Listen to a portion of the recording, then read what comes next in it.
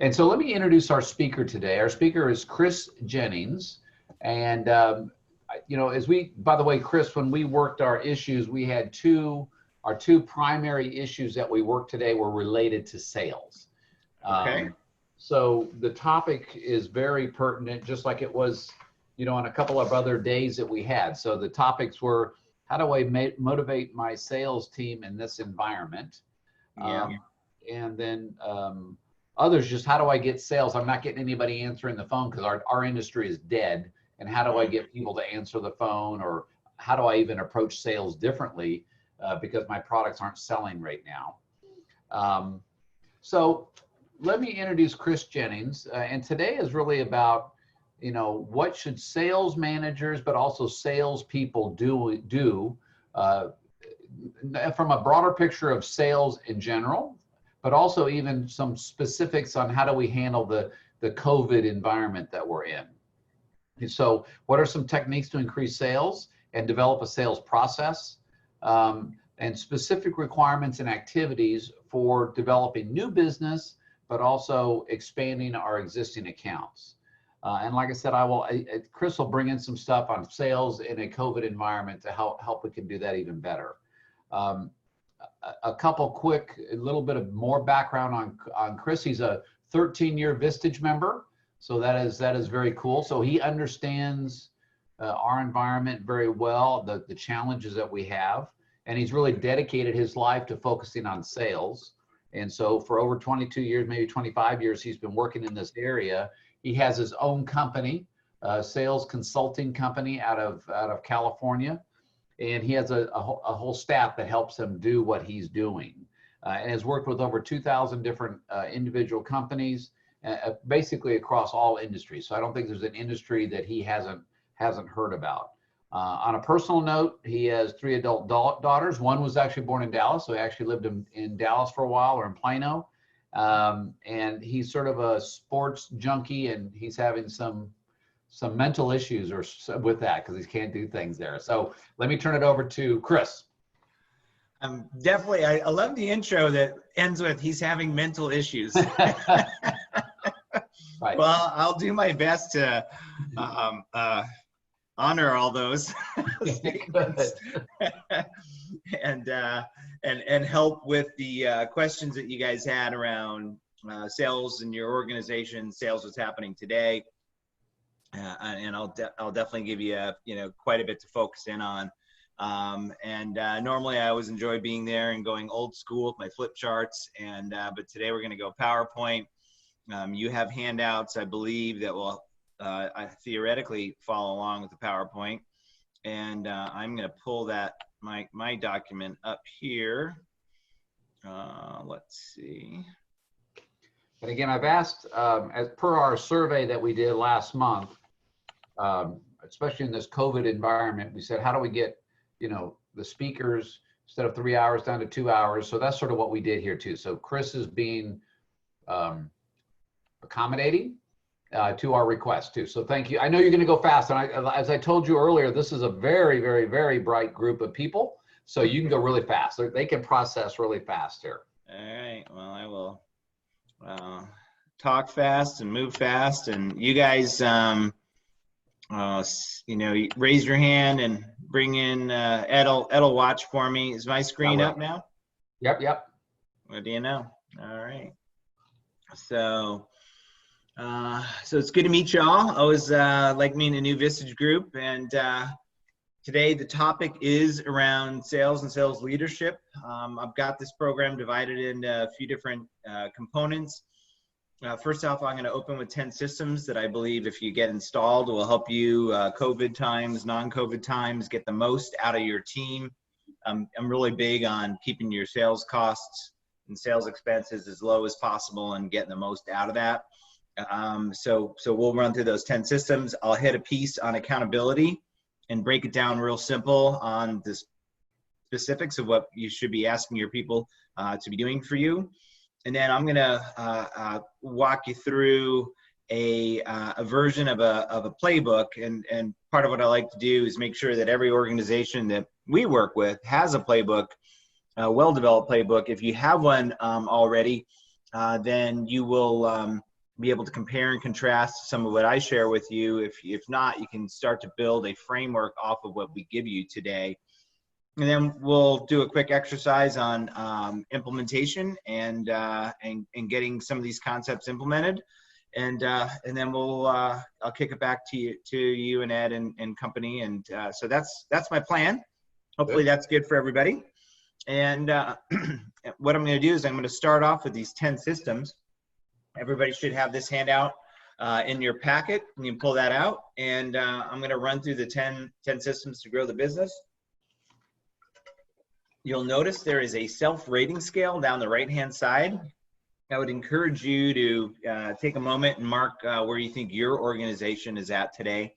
Scale of 1 to 10, 1 being I had no idea this is something I should be paying attention to. I'm going to give you 1 point for awareness. 10 being not only we got this mastered, we're doing this so well. Chris, take a break. Why don't I just cover this section for you? And that'll mark a moment in time, give you a baseline to grow from.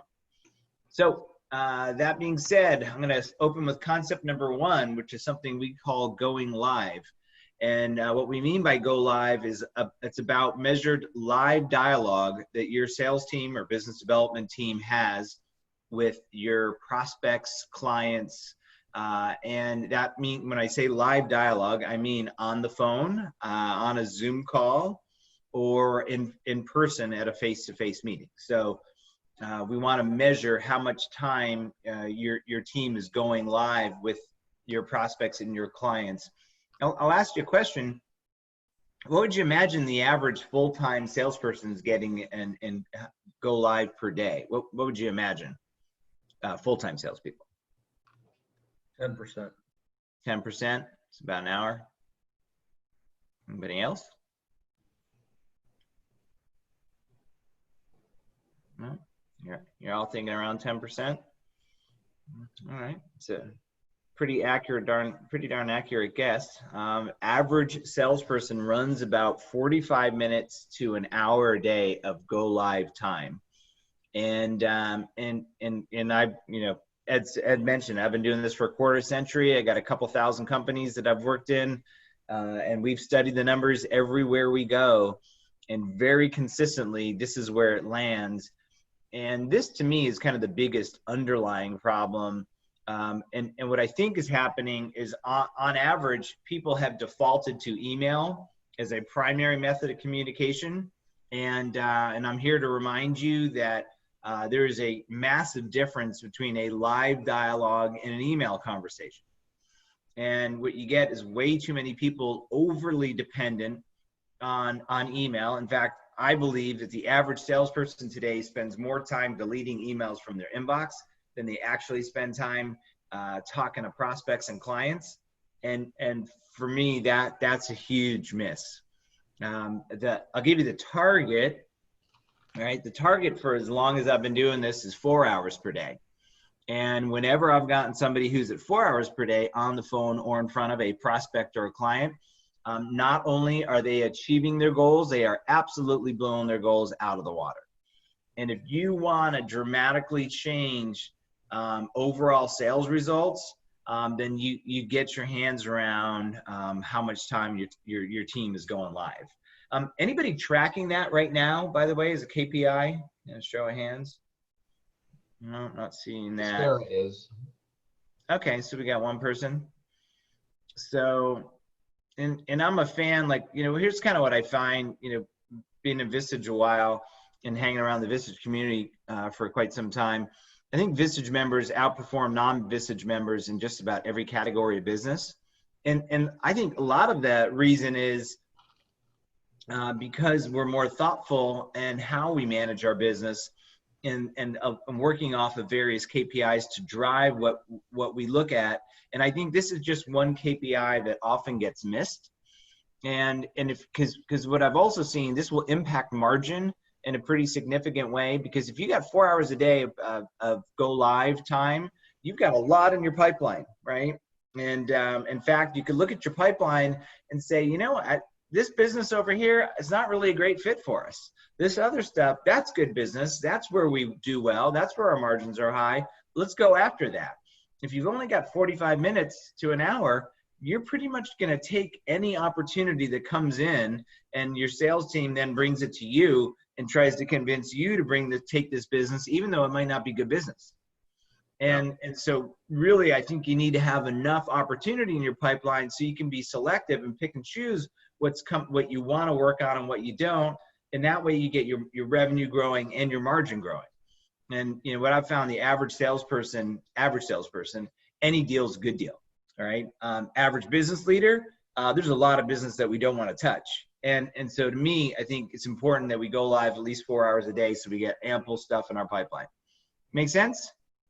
Yeah, let me ask this, Stara, what is your goal for your salespeople on the go live time? Well, right now we are spending a lot of time just dialing, but nobody picks up.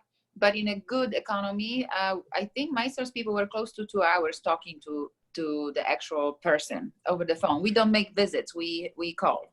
Okay. Over the phone. Okay. All right, thank you. What was your name again? Estera? Estera, yeah. Estera, very good. Yeah. So, so you were 2 hours of talk time, go live time, and how much time is it dropped down to, do you think? Well, I'm in a very unique situation because I sell to customers like fitness clubs, which right now are closed. So it's a little off. I mean, a lot. Totally get it. Yeah. Completely get it. Okay. All right. Thanks, Estera. Also, let me welcome Mark. Welcome to the call today. So Mark works for Cooper Construction, one of the sales guys there, or the official sales guy there. So so thanks for joining us. Great. Welcome, Mark. So, so that's concept number one, is about going live. I'll bring you to number two. Number two is something we call special teams. And special teams are all the smart, hardworking folks inside your company that are not labeled sales or business development, yet they go live and have live dialogue with your prospects and your clients. So that might be a project manager, it might be a field superintendent, it could be a driver, it could be an installer, a technical support person, a customer service rep. There's a whole bunch of roles generally inside of your organization that have meaningful dialogue. In fact, a lot of those people are kind of the backbone of your company, like your project management team. So if it's in construction, you know, it's normally relying on project managers and field superintendents. And here's kind of what I found is that most of us at some company-wide gathering have said, hey, everybody's in sales. And most of your people will politely nod their heads as they walk away from that gathering. And then, you know, under their breath, though, they might say, well, you know, no, I'm not. That's, you know, that's Mark's job, really. And here's part of what happens is when you ask somebody to be in sales, what industry do they associate with?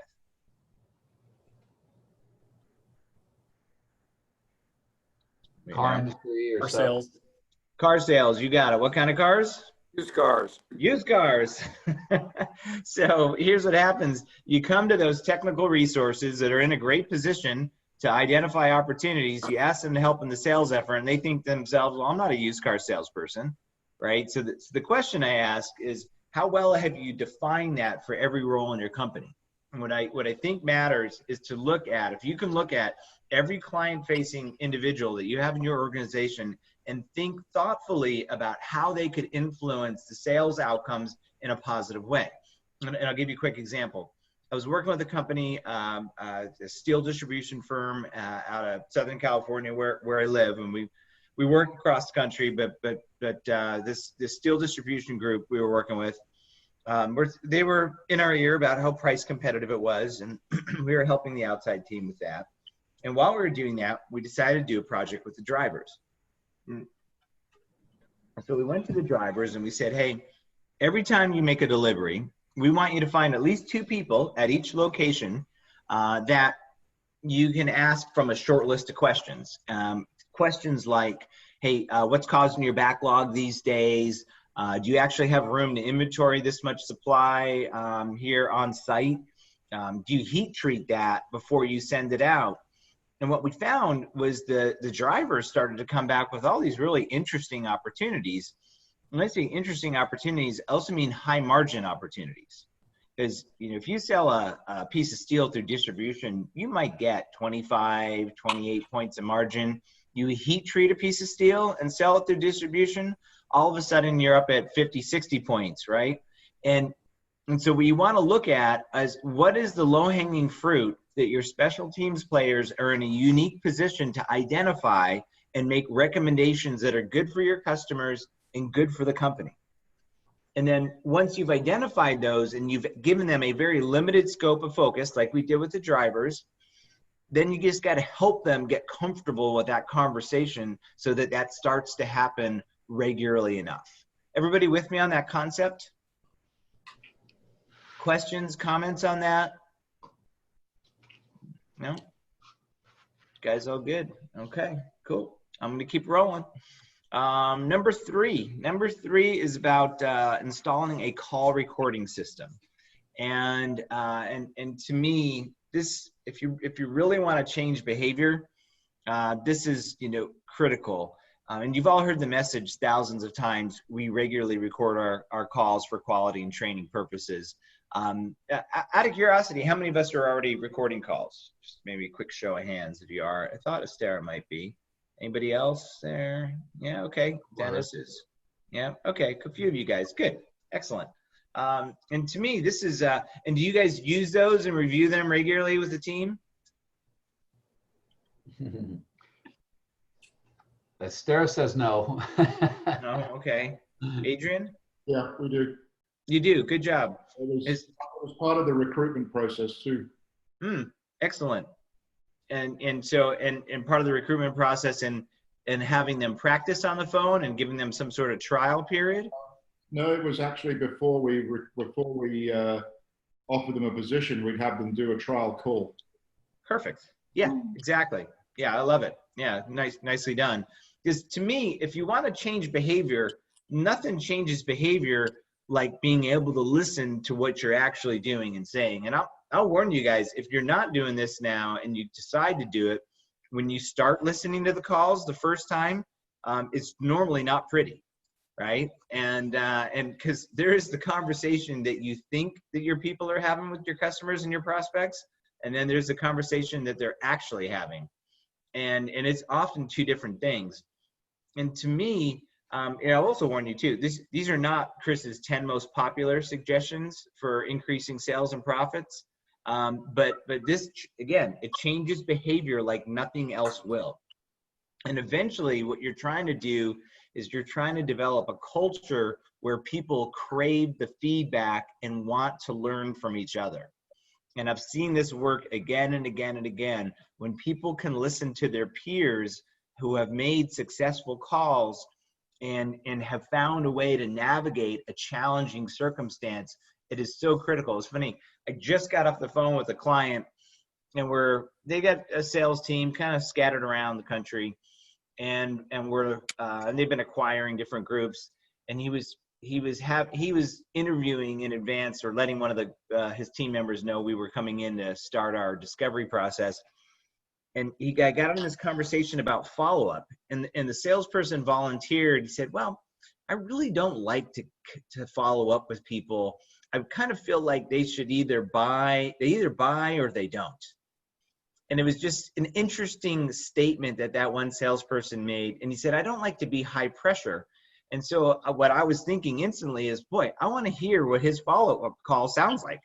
It's probably not high pressure. And I will guarantee you that we could probably build a model that he could follow to effectively follow up that would be useful to both to him and to his customers.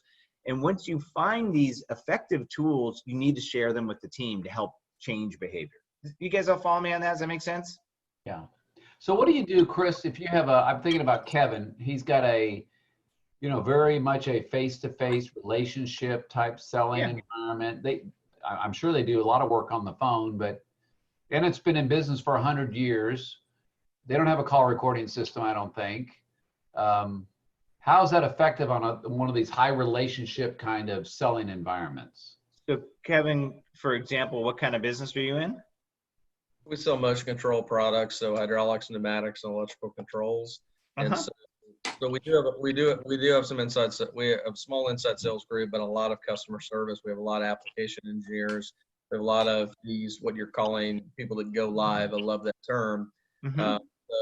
But a lot is our face to face. So we record sales calls, just activity, but we don't record time, value, hours, and certainly don't record the face to face interaction.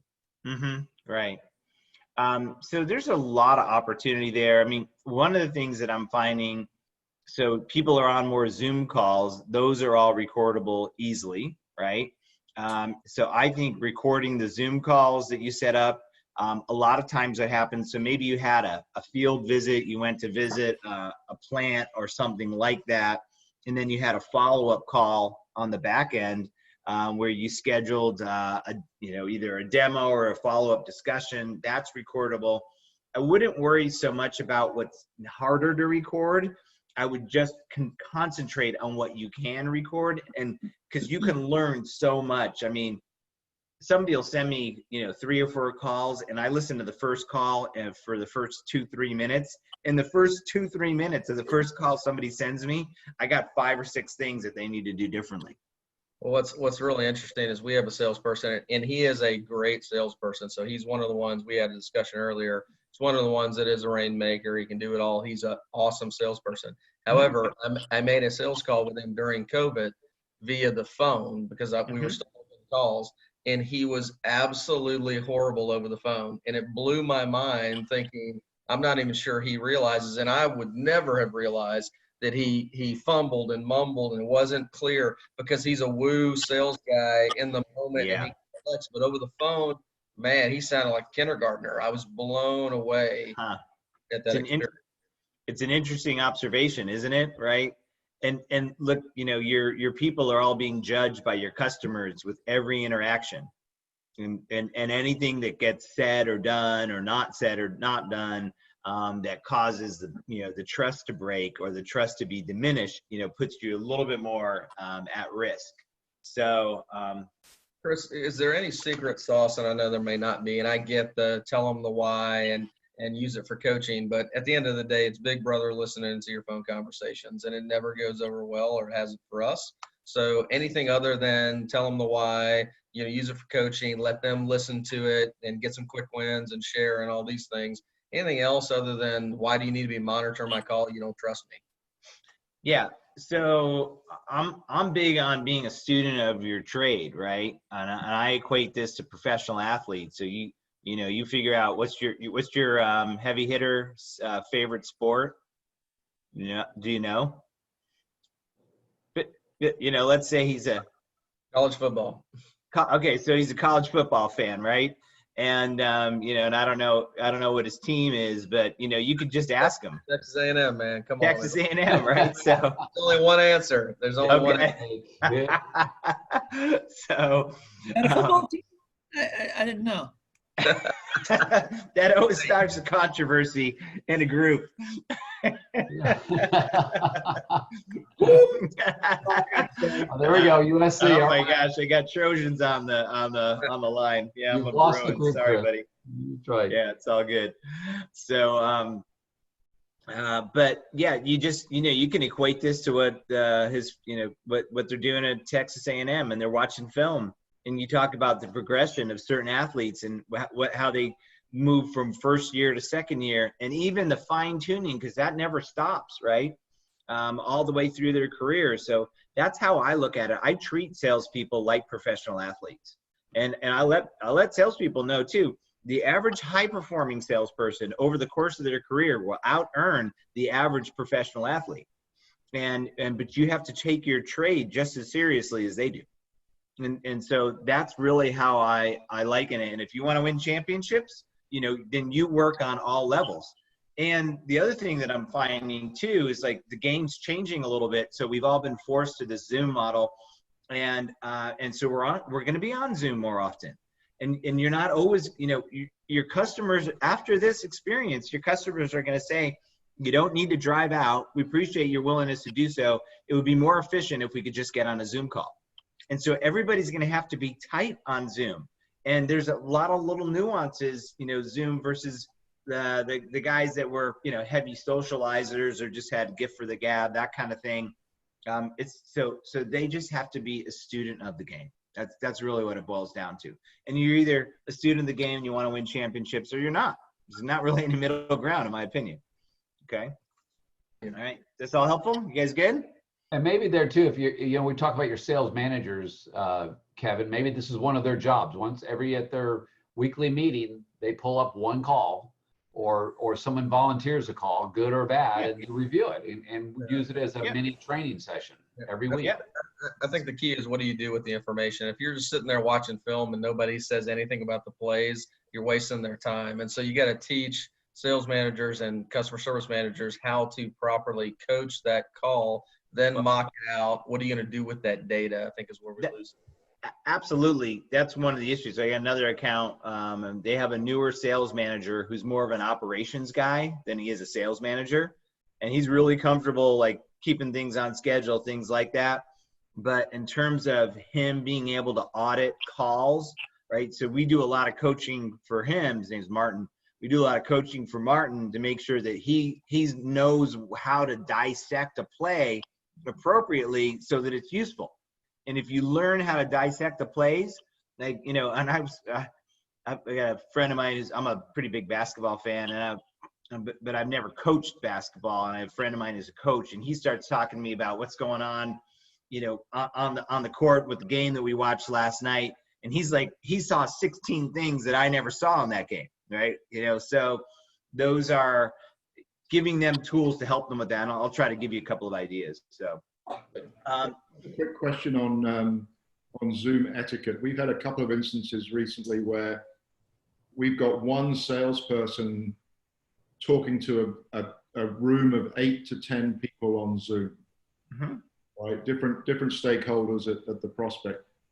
Is there a best practice to say that, you know, first of all, how does the salesperson control that group and engage with that group consistently? Because it's really difficult to see the body language and are they paying attention? Are they on email? What are they doing? Whereas if you're physically in a meeting, it would be different. So is there a sort of best practice to say, if you're going to have a meeting with, you know, 8 people plus, you need at least 2 of you from the home team to be able to monitor what's going on and just watch what's happening? Yeah, I think while you'd be challenged to, you know, see all 8 and run things, like, cause, you know, I'm flipping through the screens and making sure I got an eye on you guys. I got Ed's keeping an eye on you guys closer than I am. So, so you're that's Ed's job. But you already knew that. So, that's a part of it. The main thing, though, Adrian, is to make sure people get on camera. And so you have to be able to effectively coax your audience onto camera if anybody is off camera. So that's the number one, because off camera to me means multitasking, right? Means distraction, means lack of engagement. On camera, you know, it's much easier to manage that. And so that's the main thing in terms of Zoom etiquette. And then as I go through some of the plays, I'll give you a couple of other ideas on that as well. Okay. So, so good. So you got the concept on call recordings and I'll bring you to number 4, which is about the weekly sales practice. And again, you know, your leaders need to be running great practice drills, and helping with some of the challenges. And look, and I used to call this a sales meeting, but I really, there's a negative connotation having more meetings, and I do want to run these like a practice, meaning you're going to show up, we're going to work you, we're going to put you on the spot, you're going to sweat a little, and but you're going to leave a little stronger and a little better prepared for the competitive situations that we face. And in that, what I might do, Ed alluded to, was I'll have people bring examples of recorded calls. One week, maybe we're listening to just, you know, hey, what's a good example of a call where you ran the play as designed? I'm very interested to know, right, from your people, what do they consider to be a good example, right? And a good example could be somebody asked me for a discount. I held firm on our margins and I still won the business. I didn't have any delay. And if you got somebody who can do that, your people need to hear that, right? That's something that we want to hear. Alternatively, I want to hear one common challenge. You know, maybe the challenge is, you know, our current vendor came back to us with a really attractive price, and we're leaning towards just staying with them. And purchasing is running the whole thing, and they're stuck at purchasing. Yeah, that like stuck at purchasing is a common challenge. You can't get, like Lisa and Adrian's example you brought up, you got all eight stakeholders, you know, that are invited and on the call versus just talking to purchasing, you know. And I get a lot of salespeople who are just talking to purchasing all the time. It's a problem. So what I like to do is if I'm running these practices and they're great practices, what'll happen is your team will come to you and they will ask you, can we do this more often? But I will tell you, to run a great practice, it requires forethought. You cannot, as a sales leader, just show up to the meeting and go, okay, let's talk about what's in your pipeline. You guys all get my email on such and such. That's not a great dynamic practice session. So it's got to be meaningful for the audience. Just like us, you know, we find a day a month to show up to a Visage meeting because by and large, all these Visage meetings really turn out to be pretty valuable to us, and we become stronger leaders. So we look forward to coming. And the team needs to be able to see that. And so I would recommend, you know, they got video content that they're watching to prep, et cetera. So there's a lot of preparation goes into that. Make sense? That's good. Okay. Number 5. Very powerful, very powerful. Good. Thank you. Yeah, to have a salesperson bring their own recorded sales call into a meeting, the one they're proud of, that's groundbreaking for me. Yeah, it really changes the game, and the other thing it does, it gives people hope. You know, if they're banging their head against the wall again and again and again and can't figure something out, but they heard an example of how one of their peers figured it out, it gives people hope again, and we're, as opposed to giving up. So thank you. All right, number 5. Number 5 is about running scrimmages or a dress rehearsal or a walkthrough. And you can do that at your weekly sales practice, or you can do it outside of that. And by the way, I used to call this role play, but if you put down role play as the topic for the sales practice, everybody's going to have a big meeting that the customer could only meet with them that day, and I just can't make it. So, so to me, you know, calling it a scrimmage or a dress rehearsal, and you guys know what I mean by that, right? So we're going to do a full walkthrough. Chris, you're going to be the salesperson. Chuck, you're going to be the prospect. Pete, we're going to have you be the CFO at the prospect company. Let's go start to finish, from good to meet you all the way to looking forward to working with you, and let's give it a shot. You guys do that pretty regular? Yeah. And again, you know, you're not alone there. And unfortunately, it's a bit of a miss because, again, you know, what happens is on these walkthroughs, what I've found with clients is that we probably had about an 85 to 90% conversion rate on deals where we've done thorough walkthroughs, right? And what happens is, because of that thorough walkthrough in advance of going to that sales call, you know, we're a little more in tune with that client. Our questions land. Yeah.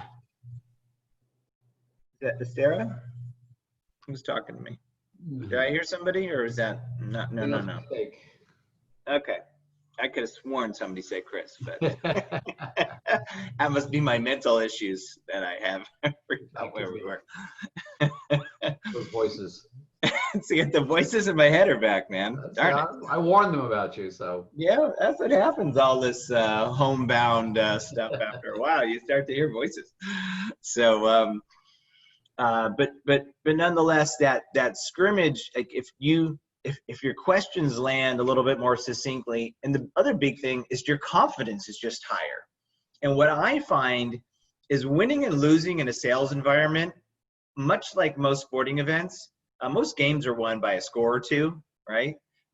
It's normally not a 20, 30, 40-point blowout. It's usually a score or two. And most sales calls are won by about the same margin, right? And you just have to be a little bit better, a little bit more on point And that is, generally speaking, enough to win the confidence of your customers. And but the issue is, and a lot of the reasons why I think we don't get to this is we don't build in the time for it. So really, this to me is a leadership issue.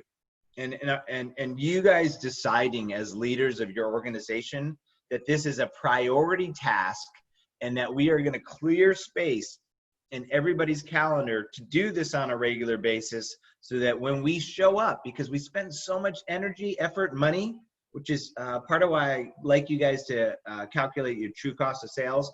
Really think about what does it cost you to generate the sales that you've got. And you spend so much money to actually have a body show up in front of another body. I feel like it's worth putting in the extra work to be really on point when I get there. And that's really what I'm after. And if I'm doing that, I'm also running the video because I am looking to capture live examples of what a world-class sales call looks like. Because here's my basic belief, you know, like I said, I got a lot of time in the saddle in this role. And my basic belief is the average salesperson in the world has never seen what a world-class sales call looks like. And if you've never seen what a world-class sales call looks like, how would you possibly know how to run one? And I think it's critical, really, that we develop examples of what they can see. Just for example, you know, like in the Lion King kingdom, if you will, I don't know if you guys have ever stumbled across Animal Planet channel and found some lions and zebras and interested in what was going on. The way the young lions learn to hunt is they just watch. And they see the adult lions are spread out. They're crouched low in the grass. You know, maybe they're hunting more often by the water hole because their prey is distracted. And after a while, they can do it. And that's what you're looking to create, is examples so that this can be replicated, and you capture and catalog these examples and build a robust video library for your team. I will guarantee you, every NFL team or collegiate team, they have a robust library of what a play looks like, broken down, several examples of what not to do and what to do. And over time, that's what you're looking to build. And then what I'll do is I'll take that and I'll use all that material to build a world-class onboarding program. And I think it's really critical, both for your existing team and for new hires, when you bring somebody in, that you bring them in and give them every shot at being successful. And the Navy SEALs, for example, are a group that I've tried to pay attention to. And in fact, I mentioned, you know, I live in California in Orange County, which is between LA and San Diego, if you're not super familiar with the area. And I'm a Vistage member, and one day one of the members arranged for us to have our meeting on the USS Midway, which is a decommissioned aircraft carrier based in San Diego, which I don't know if you've ever been there or not, but it's a really cool experience. Check that out. Anyway, so we had our meeting on the ship, and he invited a captain from the Navy SEALs who had been in charge of the Navy SEAL training program for the last couple decades. This was fascinating, right? First of all, it's very difficult to even get admitted into the SEAL program at all. And it's a 2.5-year journey from the time you start the SEAL program to the time that you would actually make it to a SEAL team, of which only 13% of the people who enter the program end up on a SEAL team. But if you end up on a SEAL team and you're asked to carry out a mission, what happens?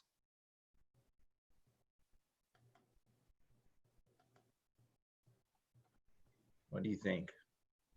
Train for it, run through it, mock it up. You train for it, you mock it up, and then what? There's nothing going to stop them. Nothing's going to stop them. That mission gets carried out, period. Here's what I find. I don't know about you guys. I don't think they ever come back with any excuses like, you know, we'd really like to run the mission, but boy, the boats we have are kind of small and they're a little bit crowded. And, you know, the last time I ran the mission, I got a bit of a back thing. So maybe we could buy some bigger boats and then we'll start running missions again. You guys ever get excuses like that from any of your people? Like, if the leads were better, Maybe if we had more competitive pricing or some specials.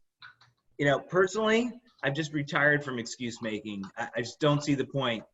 And I can tell you, I don't think you're doing your team any favors buying into their excuses. And you got to be careful, because a lot of times the best sales job that most salespeople will ever do is often to you, right? And you know, they prepare for that call. And so what I'm suggesting though is, if you're recording calls and you've got video content, what you can do, so let's say you got a new hire that you hired today, June 11th, they're going to start July 1st. You give them a passcode to a website where they got access to recorded calls of what a world-class sales call sounds like. Our industry, actually our company, they can start watching video of what a world-class sales call looks like. Our industry, our company. So they start day one with a pretty good idea of what the target looks like. If we don't do that, I'm going to tell you, I think most new hires spend a good 6 to 12 months wandering around new companies, comparing your company to the places they've been at before. And I think it sets them back. It puts a lot of pressure on them. They're a little behind and out of the gate. Their confidence starts to wane, and it creates a lot of problems. So to me, you know, what I would look to do is start to build that very robust playbook that they can have access to prior to starting on, and to use for your team in developing all of the plays that they run, and have a very comprehensive playbook that's got things like exactly what their activity looks like, what's an ideal client look like, what's the ideal sales call sound like, et cetera, et cetera. You guys are with me on that? And I'll give you some more content on what would go in there. Okay, number 7. Number 7 is about field rides and getting out there and seeing exactly what's going on. I don't like to, rely on what people tell me happened. What people tell me happened and what actually happened are just about always different. And my formula is 2 per month per direct report. So 2 per month per direct report. I got 2 kinds of rides I want you to go on. Number 1 is the power ride. And in the power ride, you're involved, okay? You're there to get some decisions made that would probably linger without you. You're there to get access to some people that perhaps would remain hidden without your presence. And this is valuable support that your team needs. And the second kind of ride I want you to go on is just pure observation, right? Pure observation. You're just there to see what's happening. And you're going to set that up. You're going to go, hey, Chris, thanks for having me out. I've been interested to learn a little bit more about what we're doing for you. Chuck here is the one most familiar with your business. And he's going to be your go-to person. So I'm going to turn this meeting back over to him. And you let the person that you're riding with run the call, right? They're running along. They're doing fine. Certain point, the ball drops out, bounces around on the ground, lands right in front of your feet. And you want to do what? Pick it up. Run with it. Run with it. Score some points. Maybe do a victory lap in the end zone. It's going to feel really good, right? And I'm going to ask you not to. Okay? How come? Why do I not make sure that your people can stand on their own? You got to see how they handle it under pressure. I got to see how I handle that. If I pick it up, what gets learned? That you can always pick it up for him. I'll always be there, right? How many of you are always in the fix-it mode when your people are coming to you because they got some issue that's bigger than them? What's your customer learn in that scenario? To go directly to you anyways. Go directly to you. So, here's what I find with most leaders. Most leaders are bogged down because either their people are coming to them to fix problems that their people should be able to fix, or perhaps your customers are coming to you, and the combination of the two drags you down so much that you can't even implement all the things that I'm talking about implementing, right? Because you're too much in the weeds. And that's what I find happens to the majority of sales leaders. So it takes a tremendous amount of discipline to get this structure set up so that the people can fend for themselves and become self-sufficient. But boy, once that's happening, you really got something going. And then, certainly you want to be able to give feedback.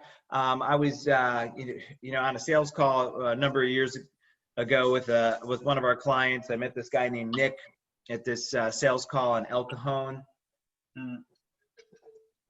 Nick and I meet in the parking lot, and he looks at me when we get there. He says, "Are you going to run the call today?" I said, "Definitely not. This is all you." Chris Jennings, new with the company. That's all that comes out of my mouth. We're there about an hour. We come out to the parking lot. Nick looks at me and he says, "How did I do?" Right? So here's my formula for feedback. I always find 3 things that I really liked about the way he ran the call.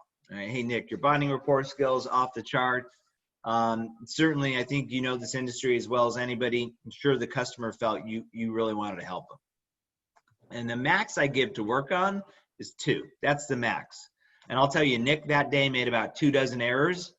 But if I hit him with all 24 of those mistakes that he made all at once, that he has lost so much confidence in himself. He's got his resume out there because he's pretty sure he's about to get fired. And so I limit it to 2.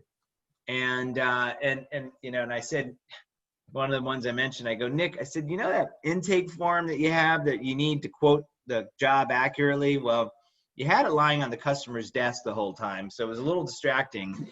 And then when it came time to fill that thing out, it got really clunky in there." And Nick looks at me and he goes, "You know, I've always struggled how to get the information that I need to quote the job accurately without feeling like I'm annoying the customer and taking up a bunch of their time. So what do? We came back to the weekly sales practice and we ran drills on how to get the information that we needed to quote jobs accurately woven into the course of the conversation so it didn't feel like an unnecessary burden on the customer, right? Those other couple dozen things, those became future topics of future sales practices. Everybody with me on that formula? So this all fits together.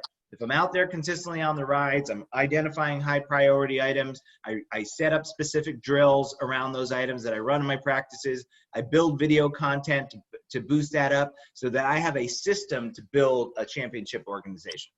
You guys all good? Cool. All right, I'm gonna keep rolling. Number 8. Number 8 is about mystery shop.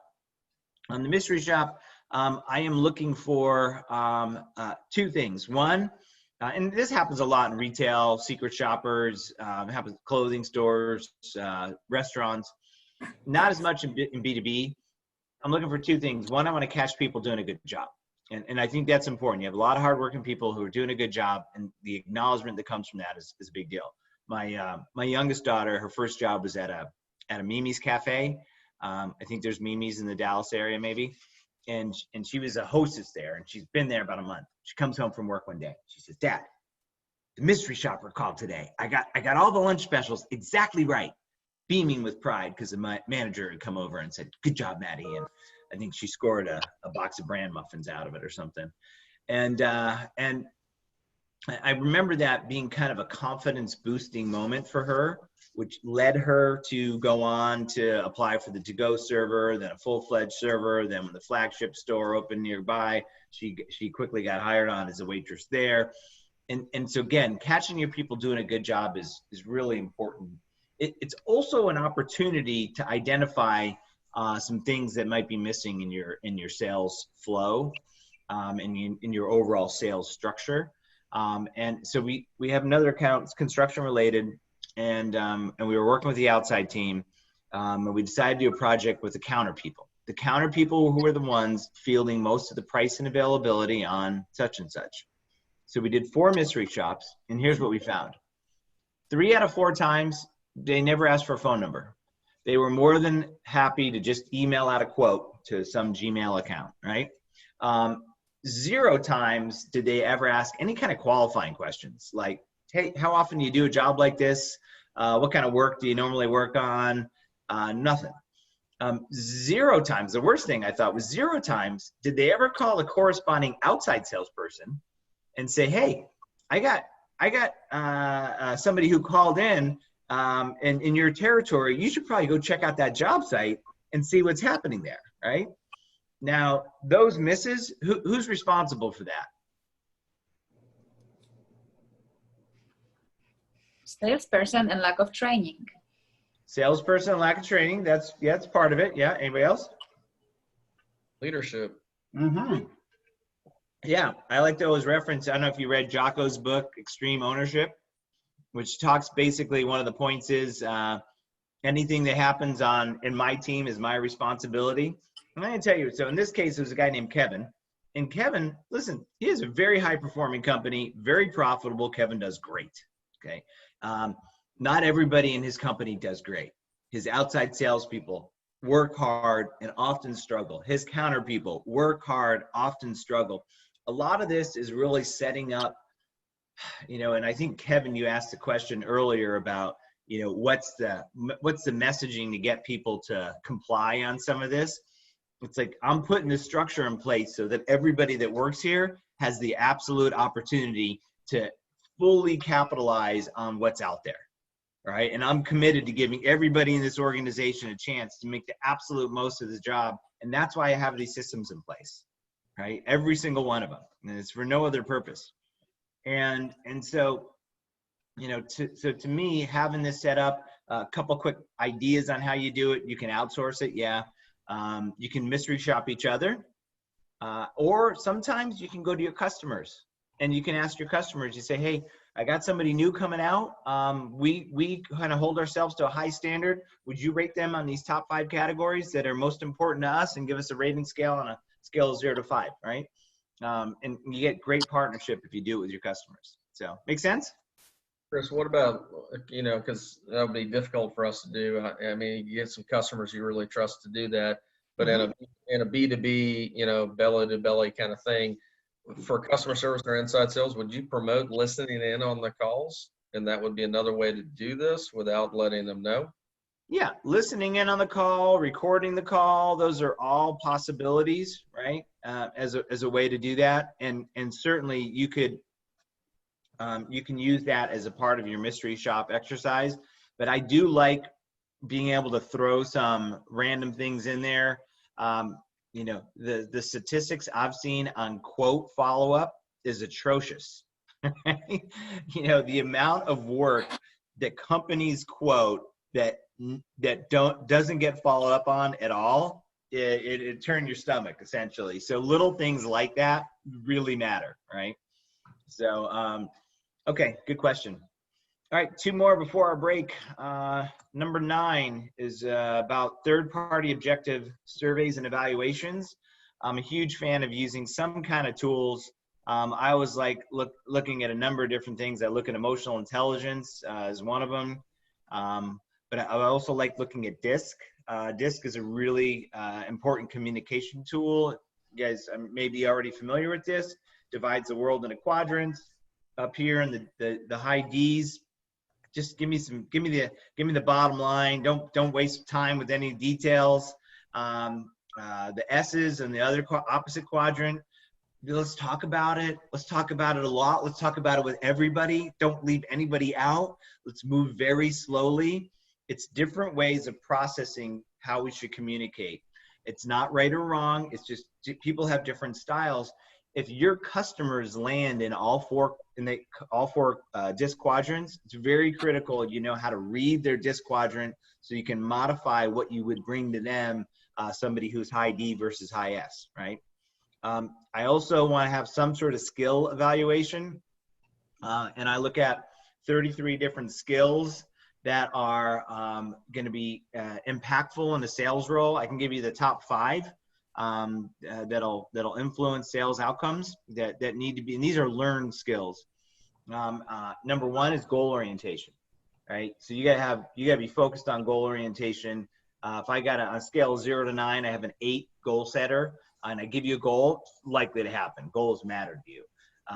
If on a scale of 0 to 9, you're a 2 goal setter, and I give you a goal, could happen. Might take a while. If it didn't happen, it wouldn't be terrible. And I will warn you, I'm certain you have 2 goal setters. A lot of times what happens too, in a lot of companies I've worked in, you get, I call them like legacy salespeople that have been around a while. They often have the good customers. They often have already achieved a certain level of comfort in their personal lives.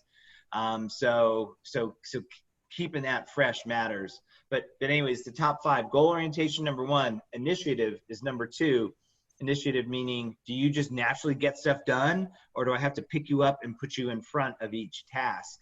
Number 3 is about vitality. Vitality is a measure of energy, meaning when you wake up in the morning, do you have enough energy to go till midnight, like 5 p.m., noon, 10 a.m.?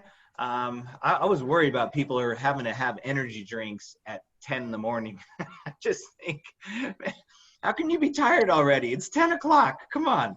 You can't be tired already. So number 4 is about ego. Ego is a measure of confidence. And in my opinion, to be successful in sales, you got to have enough confidence to stand in any room with anybody and ask any question, right? But you can't have so much confidence that nobody wants to stand in the room with you.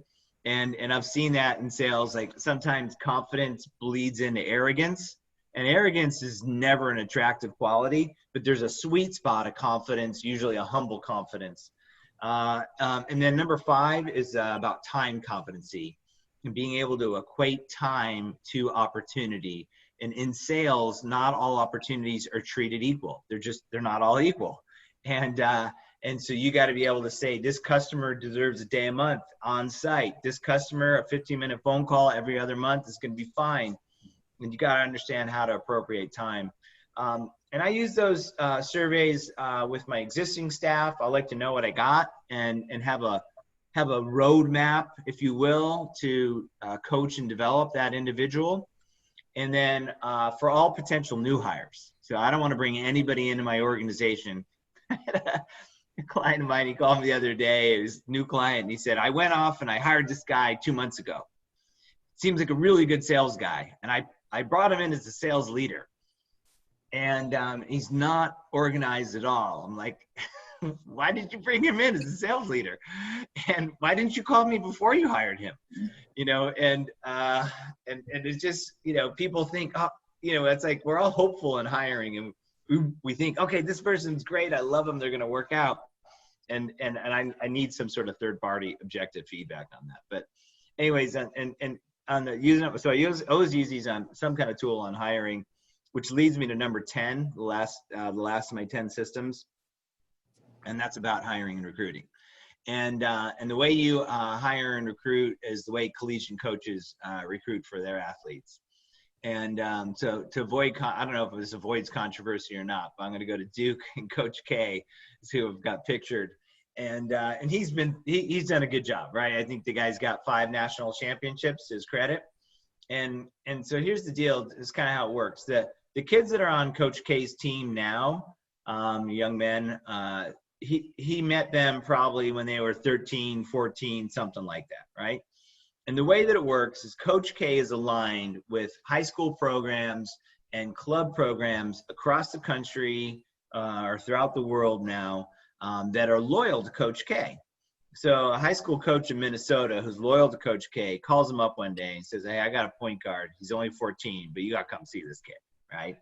Coach K and his staff get on a plane and fly out to watch a 14-year-old kid play a basketball game. That's a pretty big deal, right? Every moment after that kid's hoping I get a scholarship offer to go play at Duke. That's a big deal. And that's how I want you to recruit.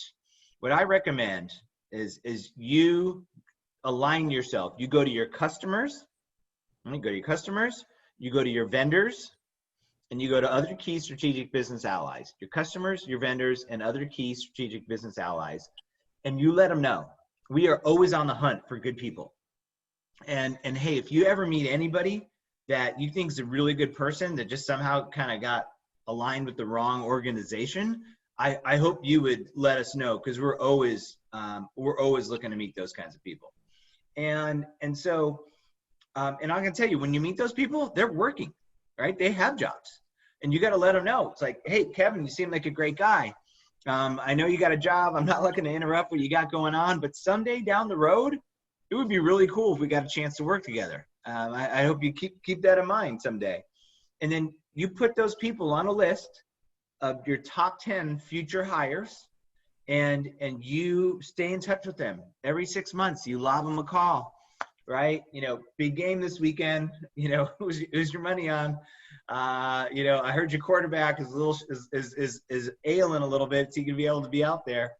Am I going to see you at the show this year? And I promise you, you stay in touch with those people regularly and you get to them early enough, half those people will end up working for you. All right. That's how I think you should be doing recruiting. I don't believe Coach K has got an ad on Craigslist right now. Hey, looking for graduating seniors, good athletic ability, willing to show up to practice on time. And I'll tell you right now, if you're defaulting to the job boards as your primary method of finding people, you know, you're settling. Okay. I'm just tell you right now, you're on average, you're settling. You know, you could get lucky. You know, people do win the lottery, but you know, I don't count on that. You guys all good so far on this? Yep. I'll share a quick story here. Anthony, this is my team, and I was at a Vistage meeting one day and delivering probably this program or something like it. And one of the members sees my roster and they go, I know Anthony. And he says, Anthony's a great guy. And I said, yes, it's all true. And he said, when I met Anthony, when he was working as a salesperson for this other company years ago, right? And he said he called on me and I bought from him twice. Both times the product failed. But Anthony's a great guy. And so think about it for a second. If you're Anthony and you're working hard and you get an order twice that fails, what are you looking to do?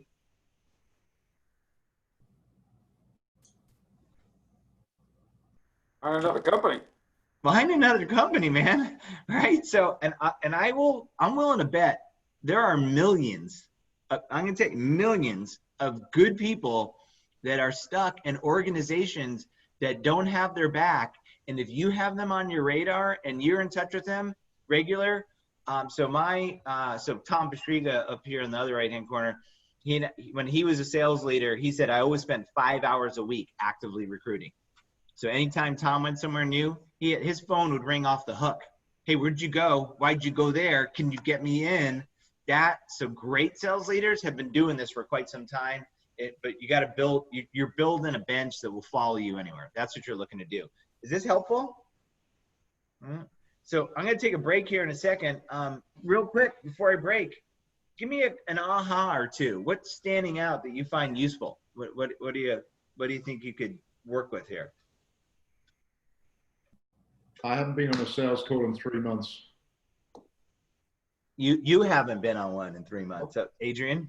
That's me. Yeah. So maybe a field ride in your future? I wrote it down.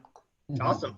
All right. Well, Ed and I will be, watching you, as will the rest of your members. So thank you for that. Anybody else? I think the big one, Chris, is the nothing changes behavior better than listening to yourself on an actual call. And so the ability, especially now, to record Zoom calls. Yeah. And I get the professional athlete analogy. That I love that. We still get pushed back every day. You get people out for 2 years. I know what I'm doing. I got this down. I'm like, you got 2 years, man. It's not there. And I appreciate the SEAL team. Love Jocko's book. And so I was going to ask you, when do you ever say these expectations are unrealistic? I get charged with that all the time. Everything you said I would do in spades and want done to me, no problem. If I'm doing what I'm supposed to be doing, I don't care if somebody puts a GPS in my head. Yeah. No problem. But when do you ever say, nobody can reach your expectations are for everyone to be this rainmaker, and you're never gonna find 50 people like that. Yeah. I mean, I kind of look at it like this. Every territory's got a potential. So I have a lot of ways to look at it. So it depends on your structure, how many people, and part of what I like to do is restructure, look at the structure of sales organizations. On average, and I'll give you a couple ideas. On average, if I got somebody in a territory and it's a $2 million a year territory and they're selling $5-6 million a year, I'm pretty happy with that, right? I'm not too worried. If they got a $2 million territory and they're selling 1.5 and I'm getting all the excuses about, why this customer didn't come through and, that sort of stuff, like then, there's no exception to the behavior. The other thing that I will do, especially with senior people who I'm getting pushback from, I'll shrink the territory down, right? So I'll cut a territory in half. I'll reduce the customer list. I'll limit the number of customers they're allowed to. And I'll tell you what happens. You know, I've been doing this a long time. The smaller you make somebody's territory, the more they get out of each account. Plain and simple. So there's lots of ways there. So, you know, but you got to take all the factors into account. So, all right, good question. So here we are. We're at a breaking point. Ed, you want to do 5 minutes again? Yeah, if everybody can do 5 minutes, that would be great because we have a lot of content to go through still today. Yeah, Ed added more content to the list today. I did. I asked him to talk faster. Yeah. So it's basically, let's call it 1:40. We will start promptly at 1:45. You got it. All right, see you in 5. Thanks. Thanks, guys. And total up your scores too, and we'll go over that briefly when we get back. Ed, thank you for having my back on that. Yeah, total those scores up. Scale of 1 to 10 on each one, all the way down to the bottom. See what you got.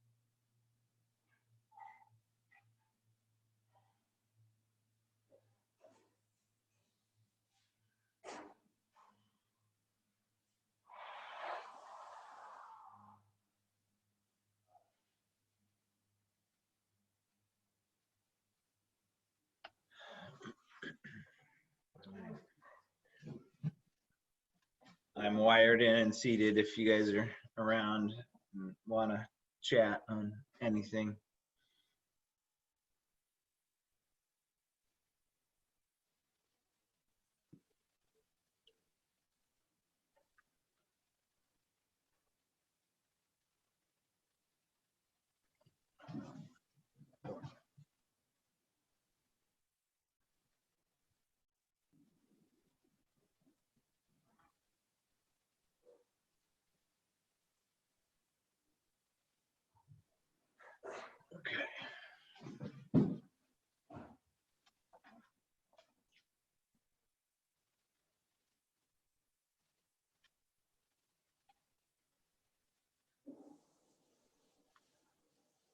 Kevin, you said motion control products. Yeah, so hydraulic components, pneumatics, and electrical control. So anybody building custom equipment from oil rigs to packaging machines to Mm-hmm. just anything that moves, anything that's got any kind of functionality to it. That's we good. do all. You got a pretty diverse customer base, so you're not all oil. Well, not all oil anymore, but it's still about Yeah. 25 to 30% of the business. Yeah. So Yeah, oil and some of our, we're based out of Texas, here in Texas. So you got oil and gas, mining, yeah, steel, ag, construction, a little bit of everything. yeah, yeah. We do a lot of work in Houston, and a lot of our clients tied to the oil markets were feeling it in a big way.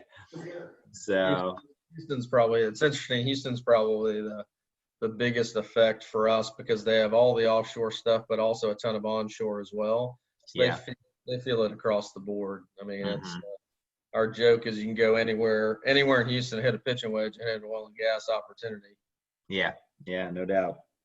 That's one of my biggest challenges, frustration, is diversifying South Texas because Mhm. there are other things there, and getting Yeah, you take everything you've recommended here, but now turn it into a market focus. Like, get out of, not only are they going to the same wells, but it's all oil and gas. And for them to think, I'm not going to go burn my calories and spend my time going to develop this non-core business, right. this business, I'm just going to keep on keeping on and gain market share when the market recovers. Yeah. Yeah, having some diversity. Usually at some point in your life, you figure I gotta have multiple things going, and because everybody gets burned if you're fully focused on one thing at some point. It's just unavoidable. Yeah, we put in some focused reps for business development and other industries down in South Texas, and also for technologies. We have some people that just sell automation; they don't sell hydraulics at all. Okay. And we tried to go down that route where somebody can be a rainmaker and sell all technologies, which some of us can, and I still think that that's a bar we can meet, but Mm-hmm. it's too much pushing the road, so we had to spin it a bit. I hear you. All right, ready to Ed, go? you ready? Yes. Yeah, I'm ready. Let's do it.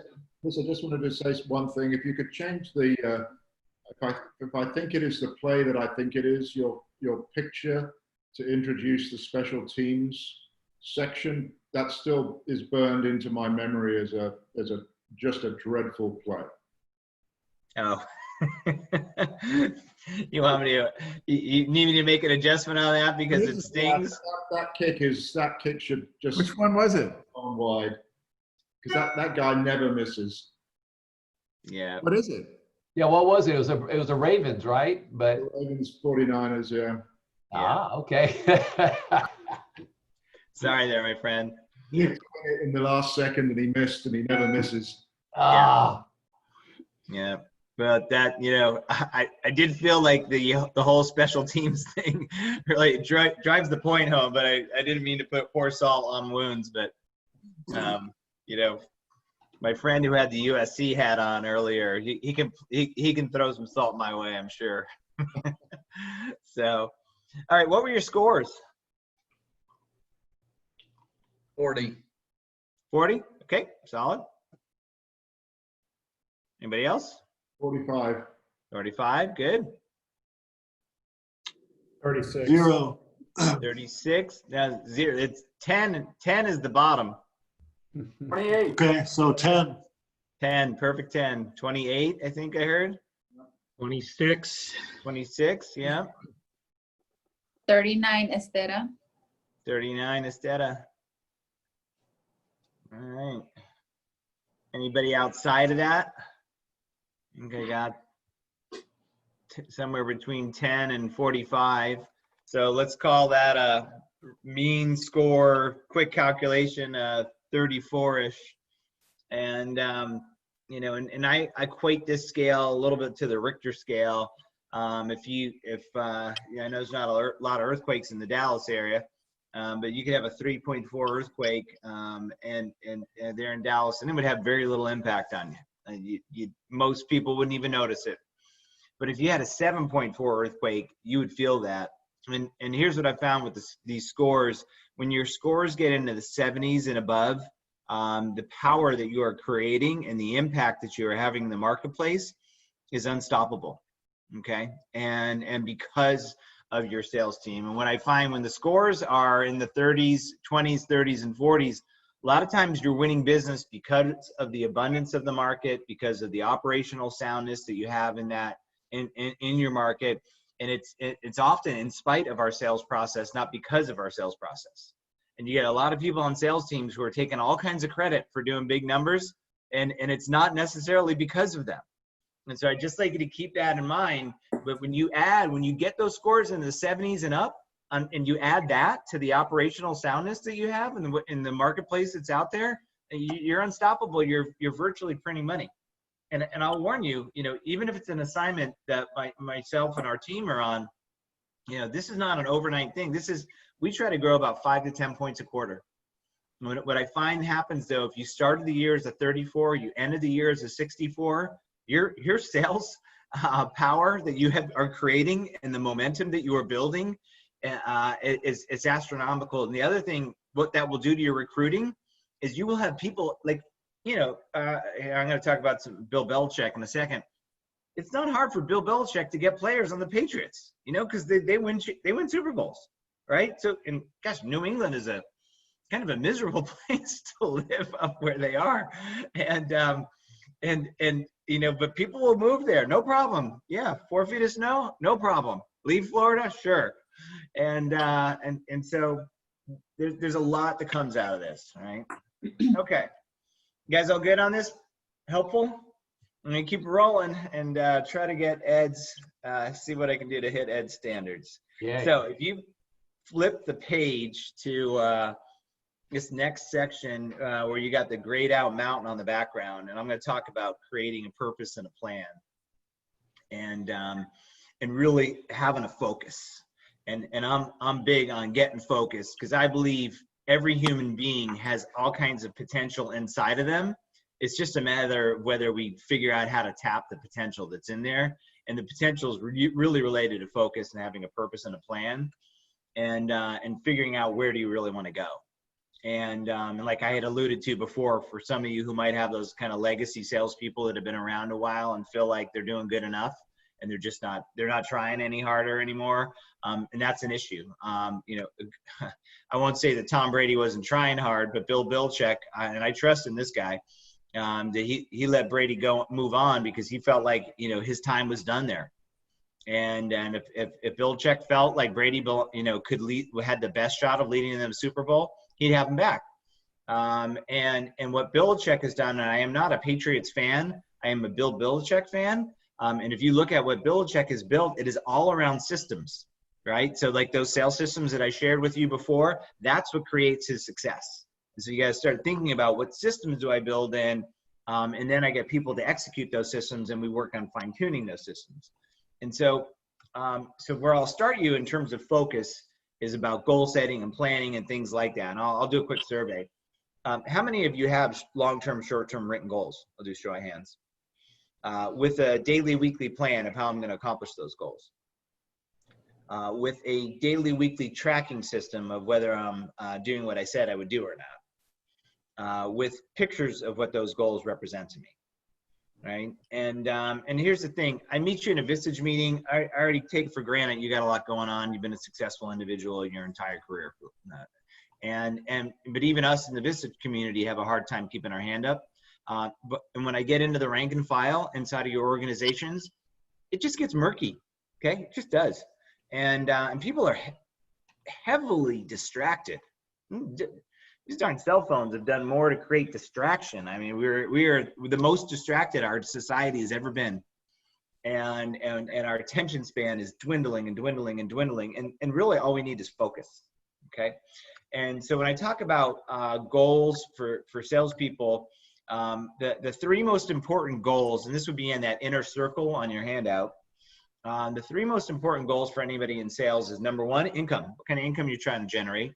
Number two, what sort of gross profit dollars do you need to generate for that organization in order to earn that income? And I like your comp plans to be attached to gross profit dollars. Only exception to that is if the calculation is somewhat murky. certain labor or certain overhead is included or not, and it's a judgment call. So that would be the only time I would deviate from that. Otherwise, I always like them focused on gross profit. And then the third most important goal, and this is kind of what I base it all off of, is how many appointments per week are you going on, right? And I want to know how many appointments are going on per week for new people, and I want to know how many appointments per week do you go on to see existing. And I want to have a number, right? Everybody's got to have a target, and you got to know what that target is. And I don't care if you need 1 appointment with somebody new a week or 10, you just got to have a number, and then however many of your existing accounts. So that's where I start with the goals. And then once I have the goals, I need to build a plan. And I'm a fan, I do something I call a 30-minute plan. And what I'm looking for in the 30-minute plan is I want you to take up to 30 minutes, no more. And inside of 30 minutes, you give me your top 3 goals, and then you give me your top 5 activities that you will commit to week in, week out, that you're going to do to help you accomplish those goals. So that might mean, hey, I'm gonna get referrals to new business. I'm gonna get 2 of those a week. I'm gonna go to some kind of networking event once a week. I'm gonna meet with a strategic partner. A strategic partner is somebody who sells a non-competitive service to the same end user customer that I call on, and I'm gonna partner with them to go find business and help each other. Maybe I need to host a lunch and learn where I'm gonna invite people to come in and give them some bit of expertise inside of the industry, so they start looking at me as an expert. And number 5, I got to make some number of calls, right? And I don't care, how many calls, 5 calls a day or 100 calls a day. I just need you to have a call volume, and I'll warn you, don't let your people talk you out of calling. I've heard all the excuses that phone calls don't work. I can cite specific examples from this week of clients who have won business because of phone calls that they made, right? So do not discount that, okay? And then once you've got that plan bulleted out, and you got to start to track it. And to me, it's very important that you're tracking not the results, not the payoff of their sales figures. It's what led them there. And I usually work off of a scorecard, and I want to know specifically, what did you do, right, to help lead you to the results that you had. And I like people to have in front of them some kind of scorecard, so each week they can go, okay, go live hours per day. Monday was only 2 hours, but Tuesday I picked it up and I got 5. All right, and then I hit 4, and then I fell way off the wagon with 1. I tried to pick it up again, and I got 5. Networking meetings, I went to 1 that day. Over here, I went to 1 lunch and learn. And then, X number of calls, I'm shooting for 35 calls a day. And every time I pick up the phone, I circle one of these numbers. And as I watch myself make progress towards my goals, I feel a little bit better about myself every time I take some bit of action. And if I have a scorecard that is a follow-up to my 30-minute plan, and in that, if I look at how many decision makers I contacted and how many appointments I was able to set, and I think one of you guys asked me before about how do I calculate my 4 hours a day, right? My 4 hours a day of going live, right? It's on that sheet, right, where I'm tracking it, but it's all of these activities that will add up to 4 hours. And if my plan that I put together does not add up to 4 hours, then I got to rewrite the plan. Okay, make sense? Guys, all good? Cool. I'm getting a little bit of feedback. I think it is somebody in on an iPhone. Is that where it's coming from? Not sure. I'm getting a call right now from Waco, Texas. Is that one of you guys? I don't think so. Here we go. Hey, Chris, could you, I don't know if you're going to comment on, in our sheet, we have this thing here that says weekly summary sheet. Yeah. So the weekly summary sheet. For 1 minute. Sure. The weekly summary sheet is another way to calculate, and that's in an Excel spreadsheet format, right? That'll populate, my total results for the week. But what I'm looking for is, like I said, is my activities need to add up to 4 hours a day of actual go live time. That's what I need.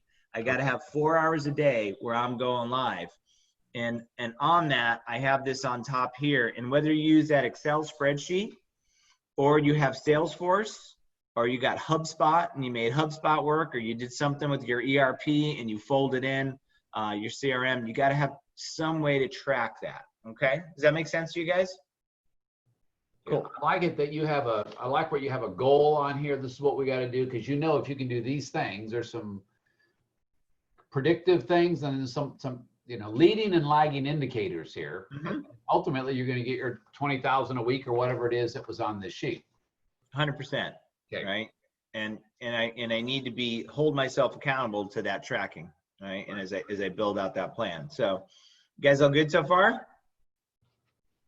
All right. And then, like I said, we do need pictures of what the goals represent. That's the goal board. This is my 12-year-old goddaughter, Carolina. This is one of her goal boards. Carolina gets $50 every time she sends one to me. Even my adult kids who are in their 20s and 30s, if they put one of these together, they get $50. That's the only free money they get, by the way, which is so far, knock on wood, has worked very successfully. It's been years since any of my adult kids have asked me for money. Years. And I can't even remember the last time. And they're in their 20s and 30s. And I think it's because I've raised them to know that they can accomplish stuff on their own. And I like to do the same with the sales team. Look, it's, people in sales don't need raises. They need to go find more business. And they should be able to create plenty of economic opportunity for themselves and the organization. And they got to have a purpose. And their purpose may not be my purpose. And but I do want to understand what their purpose is. And so I like it when people put together goal boards and share them.